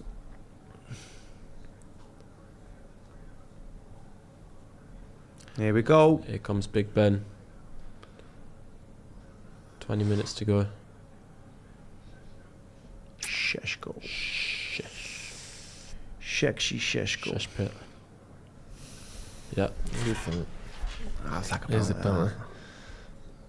The feet, there's not a lot going on the feet, to be honest. There's a slight nudge, but not really. It's just No. the hands, But isn't it? I think it's enough contact. It's the second kind of.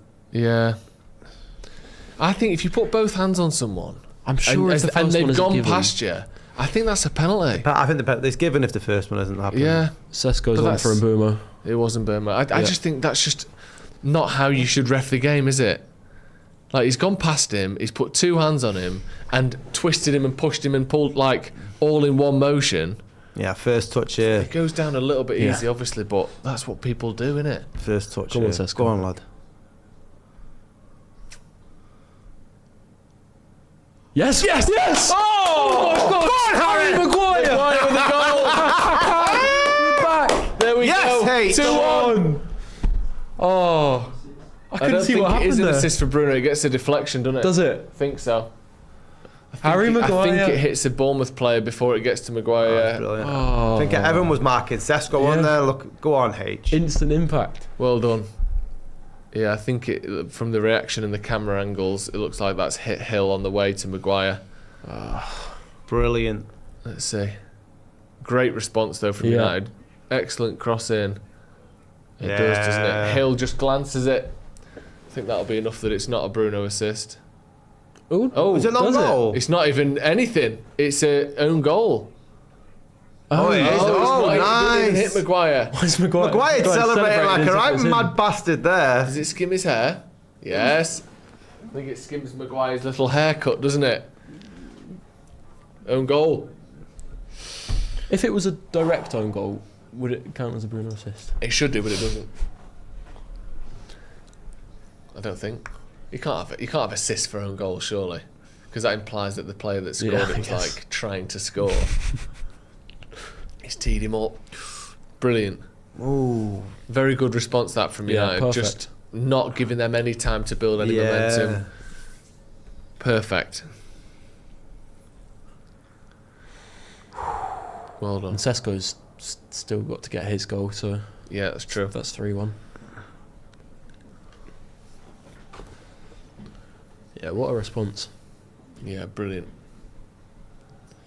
I didn't get to celebrate properly because I wasn't really sure what had happened. No, It was all. It looked like it had gone in. It had gone in, but it was. Yeah, your brain sort of couldn't quite work out what had happened.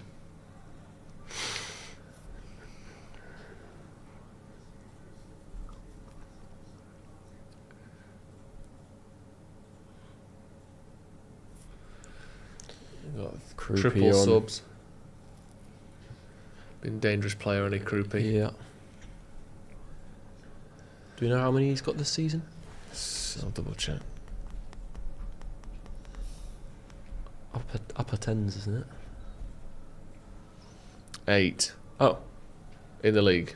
less than I thought, but still, he's a threat. Yeah, but he's only played 1,100 minutes. Right. Okay. Yeah, that's a very So good. he's rate. getting a goal every sort of what I think he's 120 minutes, something like that.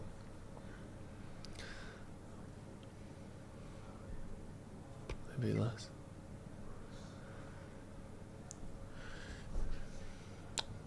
Oh, lucky there.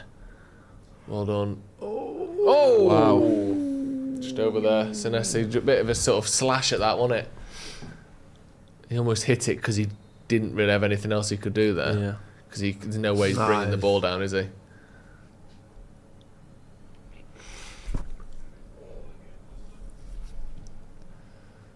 Be interesting to see how we play this last 15 here. Do we try and hold on to the lead? Do we try and go for another one? You've got to go for more, I think. Yeah. I agree.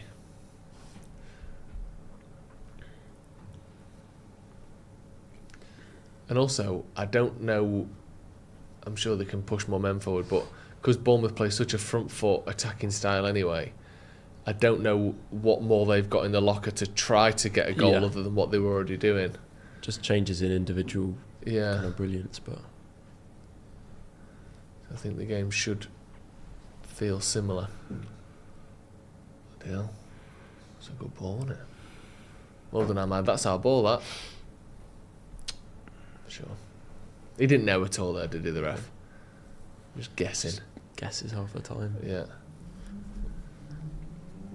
Nervous now.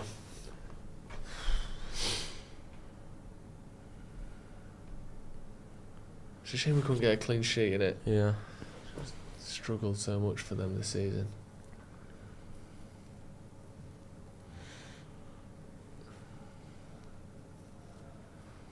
Nope. What a Oh my was God. that a save? Kind of not. No, I think it's No, just it's hit the off the- crossbar. Jesus It's an unbelievable Christ. strike Yeah, that for from that. Scott. It's hit the It's a crossbar lucky- and come back off Lomans and luckily not gone in. I don't know how it's not gone in.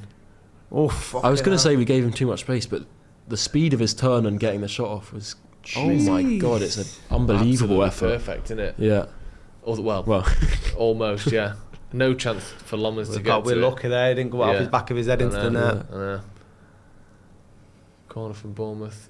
There we go. Claims it nicely. Well done, lad. Hold it. Calm down. Yeah, I mean, you cannot get near them, can you? The way it was moving. Yeah. Right on this. Yeah, he's got a little bit lucky with how that's Yeah. deflected back off him. Boom. We'll call that leave for not getting the penalty.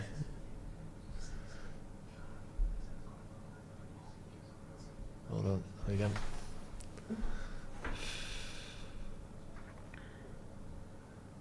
Oh, got to be more aware than that. Dispossessed in the middle. Bit laxy-daisy there, Yeah, lad. slow, wasn't it? Don't let Ryan get his game off. Well done. We do not want to be playing the last 15 minutes with our backs against the wall. Fuck that. I think it's nice to feel so nervous about these games again. Yeah. 'Cause I feel The season's riding on this now. Yeah. You know. Well, we'll get more opportunities. Almost nicked it off his toe there, didn't he? He did well there, Senesi.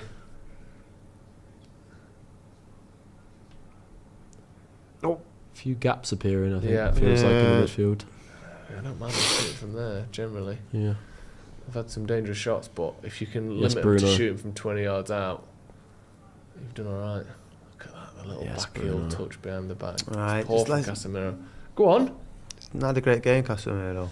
Just a He's few. been quite quiet. It's a bit moments, uncharacteristic. isn't there? Yeah. He's looking. He should be in that gap there. Just looking a bit slow now, Casemiro. Oh, That's not. No. Fuck you, referee. Maguire penalty sent off.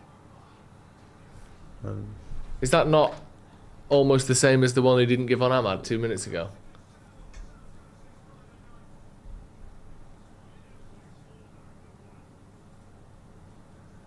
oh my God. He said, I didn't pull him. I didn't pull his shirt. Go and have a look at the fucking screen, you prick. Surely that's what It we've can't just be that not given a different to penalty what- for yeah. on Ahmad. He said he's not pulled his shirt. He's put his arm across him to try and slow him down, which you're obviously allowed to do. It didn't seem like a foul to me, but straight in with a fucking red card as well, wasn't he? Maguire seems adamant there, don't he? I don't think he has pulled him. Let's have a look. Oh, come on. That's surely not. That's That is less of a not- penalty than the fucking Ahmad one Doesn't before. grab him. Doesn't grab him at all. Does not grab him at all there. His arms on him does not grab him. than the one on Ahmad. He's going down before he touches him. That's bollocks. They have to overturn- surely you if overturn Ahmad that. isn't a penalty, then that isn't a penalty. Are they not How checking can you it? give what they will? Of course they're checking it, but they obviously think it is. How can you give that and not give the one on Ahmad? They're the same thing. I think his is even less. Like, Ahmad's actually been Yeah. pulled back. Well, the guy pulled Ahmad, clenched fist, Yeah. holding shirt. This is Maguire just fucking- had his arm this across is it. So they're utter- not checking it. utter So bullshit. he puts his arm across him as he's running past him, and that's a red card and a penalty. Utter fucking nonsense. Fucking hell. Come on, Lamont. Come on, lad. Joke. I just don't see how that's a penalty and the other one isn't. I just can't get my head around that. Scored. I can't believe that that's is a a joke. penalty and the other one isn't. Two shocking decisions, I think. I honestly don't get that at all. Evan Nilsson is going down before, like, as Maguire's arm is coming out. Yeah. He doesn't pull him down. He doesn't push him over. How does that contact from Maguire make Evan Nilsson fall over? It doesn't. Doesn't grab him. He just puts a little bit of pressure on him. That's it. Yeah. That's ridiculous. fucking Croupy we're worried about as well now. We've got, 15 minutes or so? 10 men?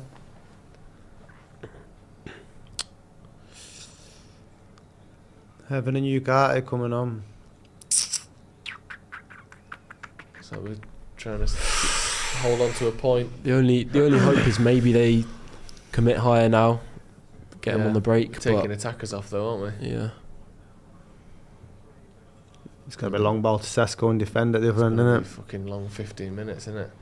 That's fucking bollocks, that. Casemiro going off. He has looked knackered It's in the never- last 10 minutes. It's never a pen regardless, but when you compare it to the Ahmad one, I don't understand. It makes no sense. No, mate, I can't believe one is a penalty and the other one isn't. He literally puts a bit of pressure on him to, just get a bit of contact, make sure that he gets past, like the stuff that defenders do all the time. Yeah. He doesn't pull him, he doesn't push him over, he doesn't clothesline him. What's the foul? He literally just brushes past him. That's ridiculous. Oh, for fuck's sake.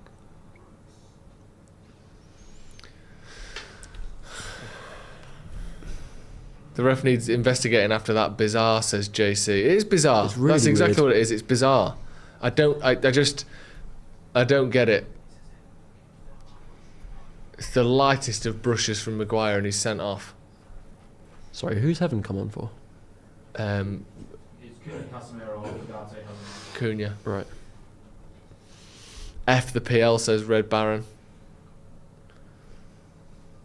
So soft that. Guts Doyle, get rid of VAR, it serves exactly zero purpose.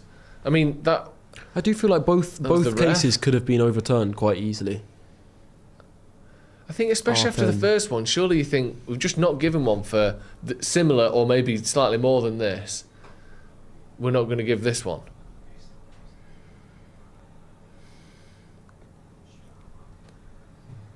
Madness. To get a fucking straight... I get the point of, if you don't make a contact, make an attempt at the ball and you give a penalty away, it's a red. I just think for that action that Maguire's committed there, to be a straight red card, is just utter bollocks, isn't it? Yeah. There's no circumstance where that should be a straight red card. It's not even a foul.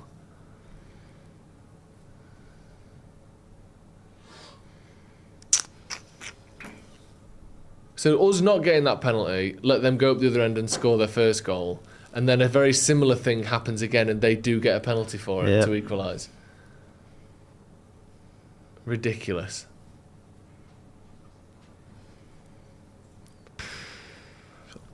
Hell. It'll be almost impossible to get the ball off them as well now, isn't it? Yep.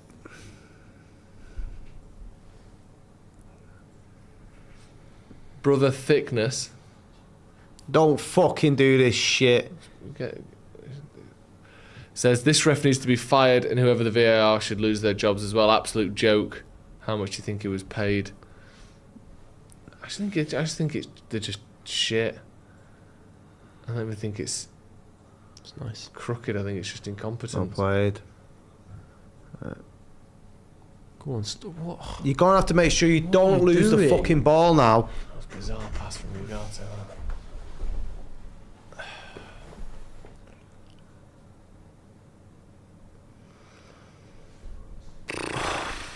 Fuck. Who's that? Got to. Come on, bit of space. Who we got? Right, Ahmad. come on. Wide right, look, No, right. no one's giving the run. Look. Oh my god. Come on then. Yeah. Come on, Bruno. Come on, get there. Oh, fucking horrible last 10 minutes, this, isn't it? So much time here. Hold on. It feels like it's going to have to take something miraculous or a big balls up on their behalf for us to get back in this now. Yeah.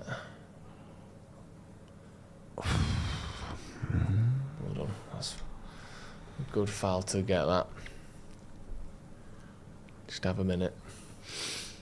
Regroup a little bit. I can't believe he got sent off for that. Ouch.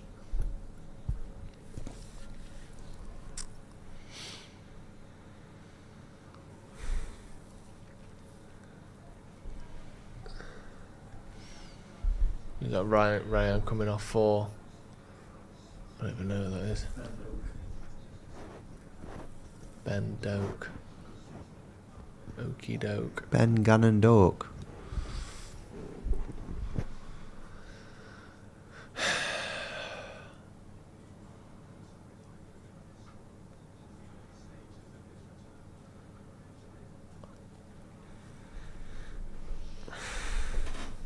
Come on.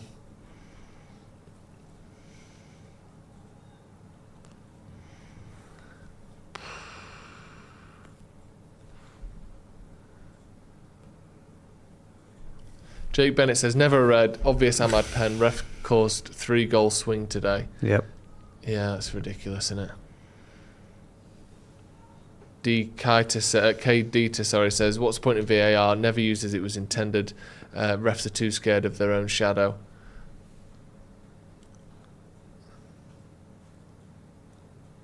I'm surprised he gave that and gave a straight red on the pitch, the ref. And because he's the one who gave that, didn't he? And then it wasn't overturned. But both times VAR has just gone with what the ref said. I think they've got it wrong both times. Felt some weird guilt for the first penalty, which just... Yeah, I don't... That's exactly what it feels like, and it's not like there was anything dubious about the first penalty. It was fucking like one of the most odds-on penalties. Stretching it off his side, yeah. I don't get it. It does. It feels like he thinks he's got the first one wrong almost, so he's making up for it. Because of how blatant it was. Know, yeah. Hold on. And again. Hold on. Oh.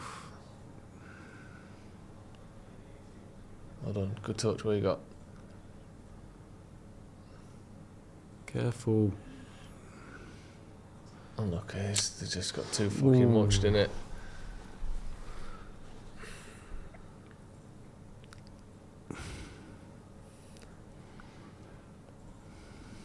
Hold on. Played, lad. Out of the way, Euro. Go on, Bruno. That's our ball, though.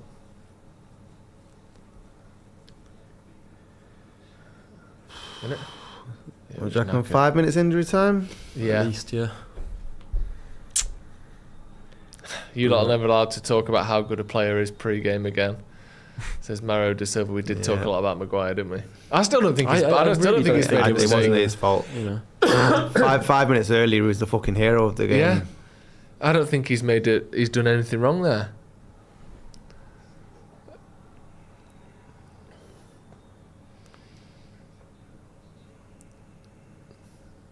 Go on. Fucking hell, what a pass that is. Unlucky. It's on him. Lucky touch as well. I think Bruno's absolutely knackered.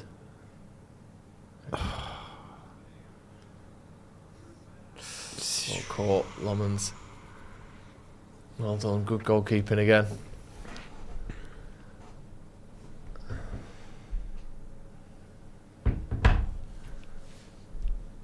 Oof. Oh my. How's he touch?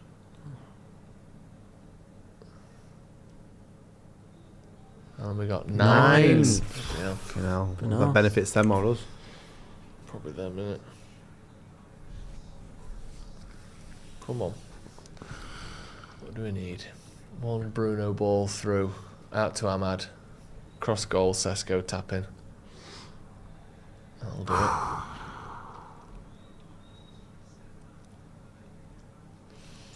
Can see it.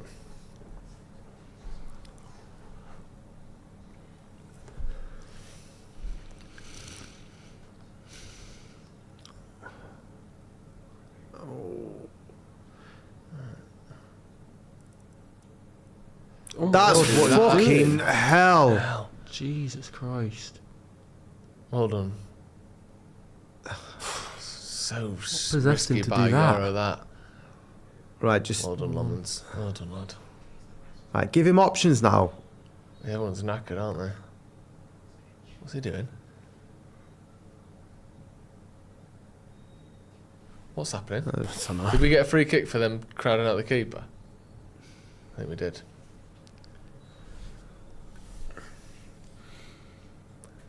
Risky, innit? Because realistically, taking a draw is the right thing to do here. In the position that we're in. Yeah. Like, it's down to 10 men. The team most likely to score is Bournemouth. But I want us to go and try and get another one. I feel as though it's on as well. It's doable. The fact that Cesco's on the pitch, you'd at least want to try. Yeah. Yes, Cobby. Oh, It's a foul. Foul referee. He'll get a booking as well. Stopping a counter-attack. Thank you. I'm in his ear.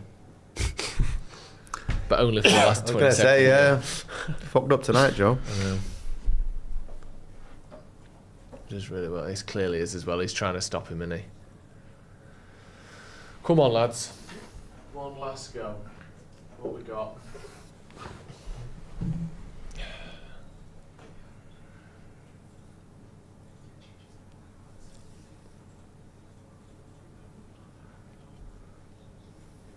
Oh, fucking hell. Well done, Luke Eight. Shaw. Come Well on. done, Luke Shaw. Come on. Big tackle, that.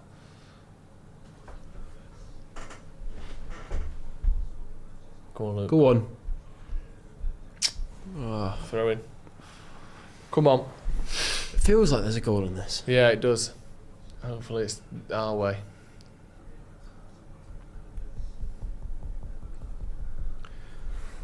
Come on, lads. So annoying that it just doesn't feel like the right result, It does feels it? so unjust. Yeah, the, it does. the position the game's in now. Yeah. It, Both it of their was goals a 3-goal swing, really. have had such massive, No. such massive bits of luck to get both goals. Yeah. It's not even luck. It's just fucking stupidity on the like referee's part. Good ball. It's just fucking ridiculous, isn't it?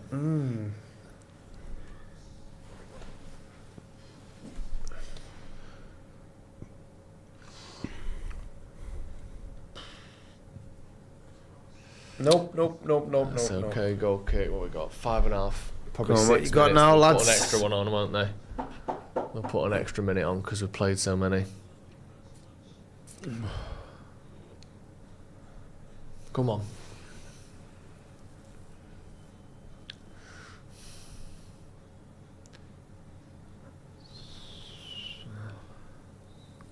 The game's just slowing down a bit, innit?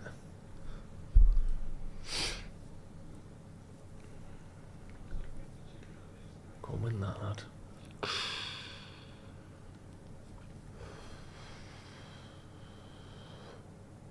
Bloody hell. Well done. Time. Well done. Horrible, this. Yeah. Hey, it's not... Oh. Get fucked. You soft I know, twat. it's just... Oh fuck. That's not a yellow, is it? Surely. Oh, come on. How is that a yellow card?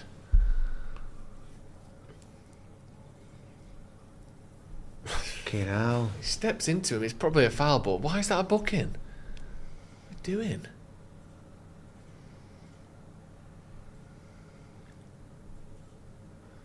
I don't mind him doing stuff like that. What's happened there? Bruno got caught. What's the name of this ref? Where does he Stuart live? Atwell. Stuart Atwell. Is that Mason Mount for Mainu? For Ahmad. Is it? Oh yeah, it is. What number's Mainu? 36? 7. 37. 37. I'm terrible with numbers. Seems a pretty pointless substitution with 3 minutes left. Might be the one difference. Could do. It's worth trying something, isn't it? Yeah, I suppose. Some level of... Yeah, he's an energetic player, isn't he, Mount? Yeah. Everyone else looks knackered, don't they? Mm. Got 3 weeks off after this, lads. Some of you have. The shit ones have. What the That drink's kicking in now.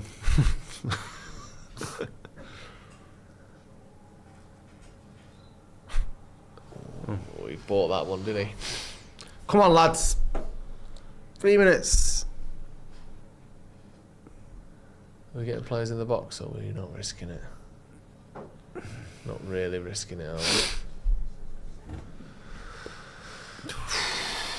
It's like you said, though, it is a gamble, isn't it? Yeah, it is. The sensible thing to do is try and get a draw. Try and score. But where's the But fun in then that? the Man United thing to do would be to Yeah. go for the win. Come on, Mason. Bruno. Yes. Oh, has he caught that? That like he was flying in. With your face? Good. Oh, fuck off. Oh, fuck Get off. a new face. First time he's used that one all night. He has got a bright red circle on it, though. Yeah. Stop the watch. That was going in as well. It was, wasn't it? It was a good strike. Yeah.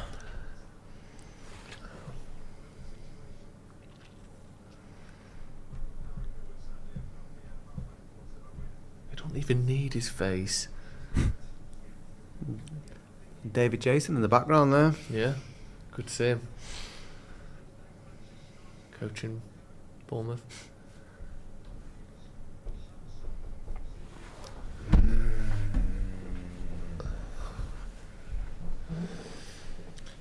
Come on, lads. What even happened? I'd like to see that shot again.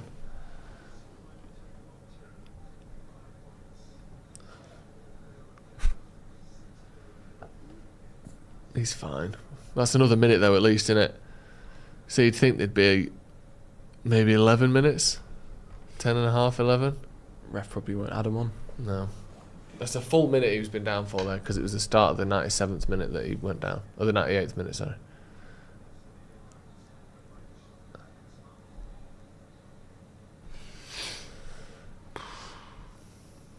Who Chelsea got tomorrow? Away at Everton. Not an easy game for them, at least. No. Although Everton are actually much better away, aren't they? Yeah. Yeah, they've not been great at home. Being quite poor at home. Come on, lads. A mistake at the back from them or something. Oh, that'd be fucking lovely, wouldn't it? There you go. No. The opposite, actually. Well done there. Is that Ugarte? Did well there. Bit of time, Cobby. Well. Don't foul him. Fouls him. Free kick. This is not what you want, is it? I don't get why players give fouls away there. In like those areas where you just think he's not going anywhere. He's running away from goal. But a free kick from this position is actually very dangerous.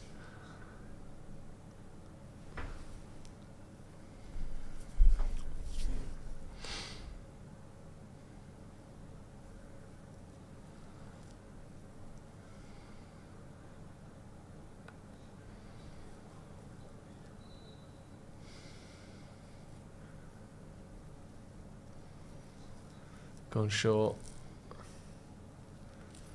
Strange one. Get out. Win that. Okay, now it's a corner. I hate seeing close-up shots of Ugarte.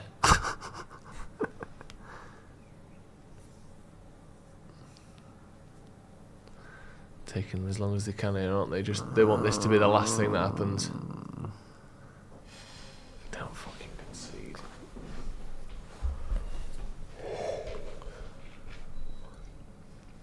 Come on.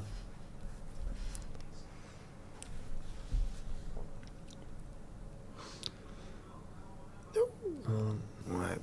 Bloody A ball? whistle, Sam. Whatever your name is. Right, there you go. There we go. Right, full time. There we go. 2-2. A bizarre game that, one where it didn't feel like Bournemouth scored any goals and yet they scored Any two rightful goals. Yeah. What the fuck was that? I don't understand how Ahmad's penalty shout wasn't given. Then a minute later, 20 seconds later, they score a goal at the other end. Then a very similar foul or not foul by Maguire is given as a penalty and a red card, and then the last 15 minutes are just not the game that we'd seen for the rest of it. No, I mean, as soon as the sending off happened, it played out like textbook, didn't it? You expected us to be back against the wall, but the referee changed the game with his decisions, really, and it just felt like there was some form of guilt, like Finn said earlier on about the first penalty they awarded, which was an obvious, outside of head putting bloody Kuna, it was an obvious of a penalty. And then when we didn't get our Ahmad penalty, that led to them getting their first equaliser. And then they're giving them their penalty was just farcical. Yeah, it was just what was bizarre, really, wasn't it? Really weird. I think after our first goal, I felt like we had the tools to go on and win it by at least 2 or 3, and then those decisions just changed everything. It was a 3-goal swing. Yeah, you've got the penalty that United should have got, and then they score off that, and then they get the next one, which was just completely unjust. So. Feel really hard done by, to be honest. Yeah, weird end to the game. Very, very weird. We'll be back in a few minutes to go through that game properly, break down all of those decisions, and properly look at what exactly has happened there. It's almost a bizarre, like we said before, end to that game. United going from, I think, comfortably the better team to hanging on almost at the end with 10 men. Absolutely mad end to the game. Stay where you are. You'll automatically be taken over to that post-match review where we'll go through all of those decisions that have cost United 2 points in the end. Finn, cheers as always for coming on. Scotty as well. Thank you for coming on. Thank you for joining us at home as well. We'll see you in a bit.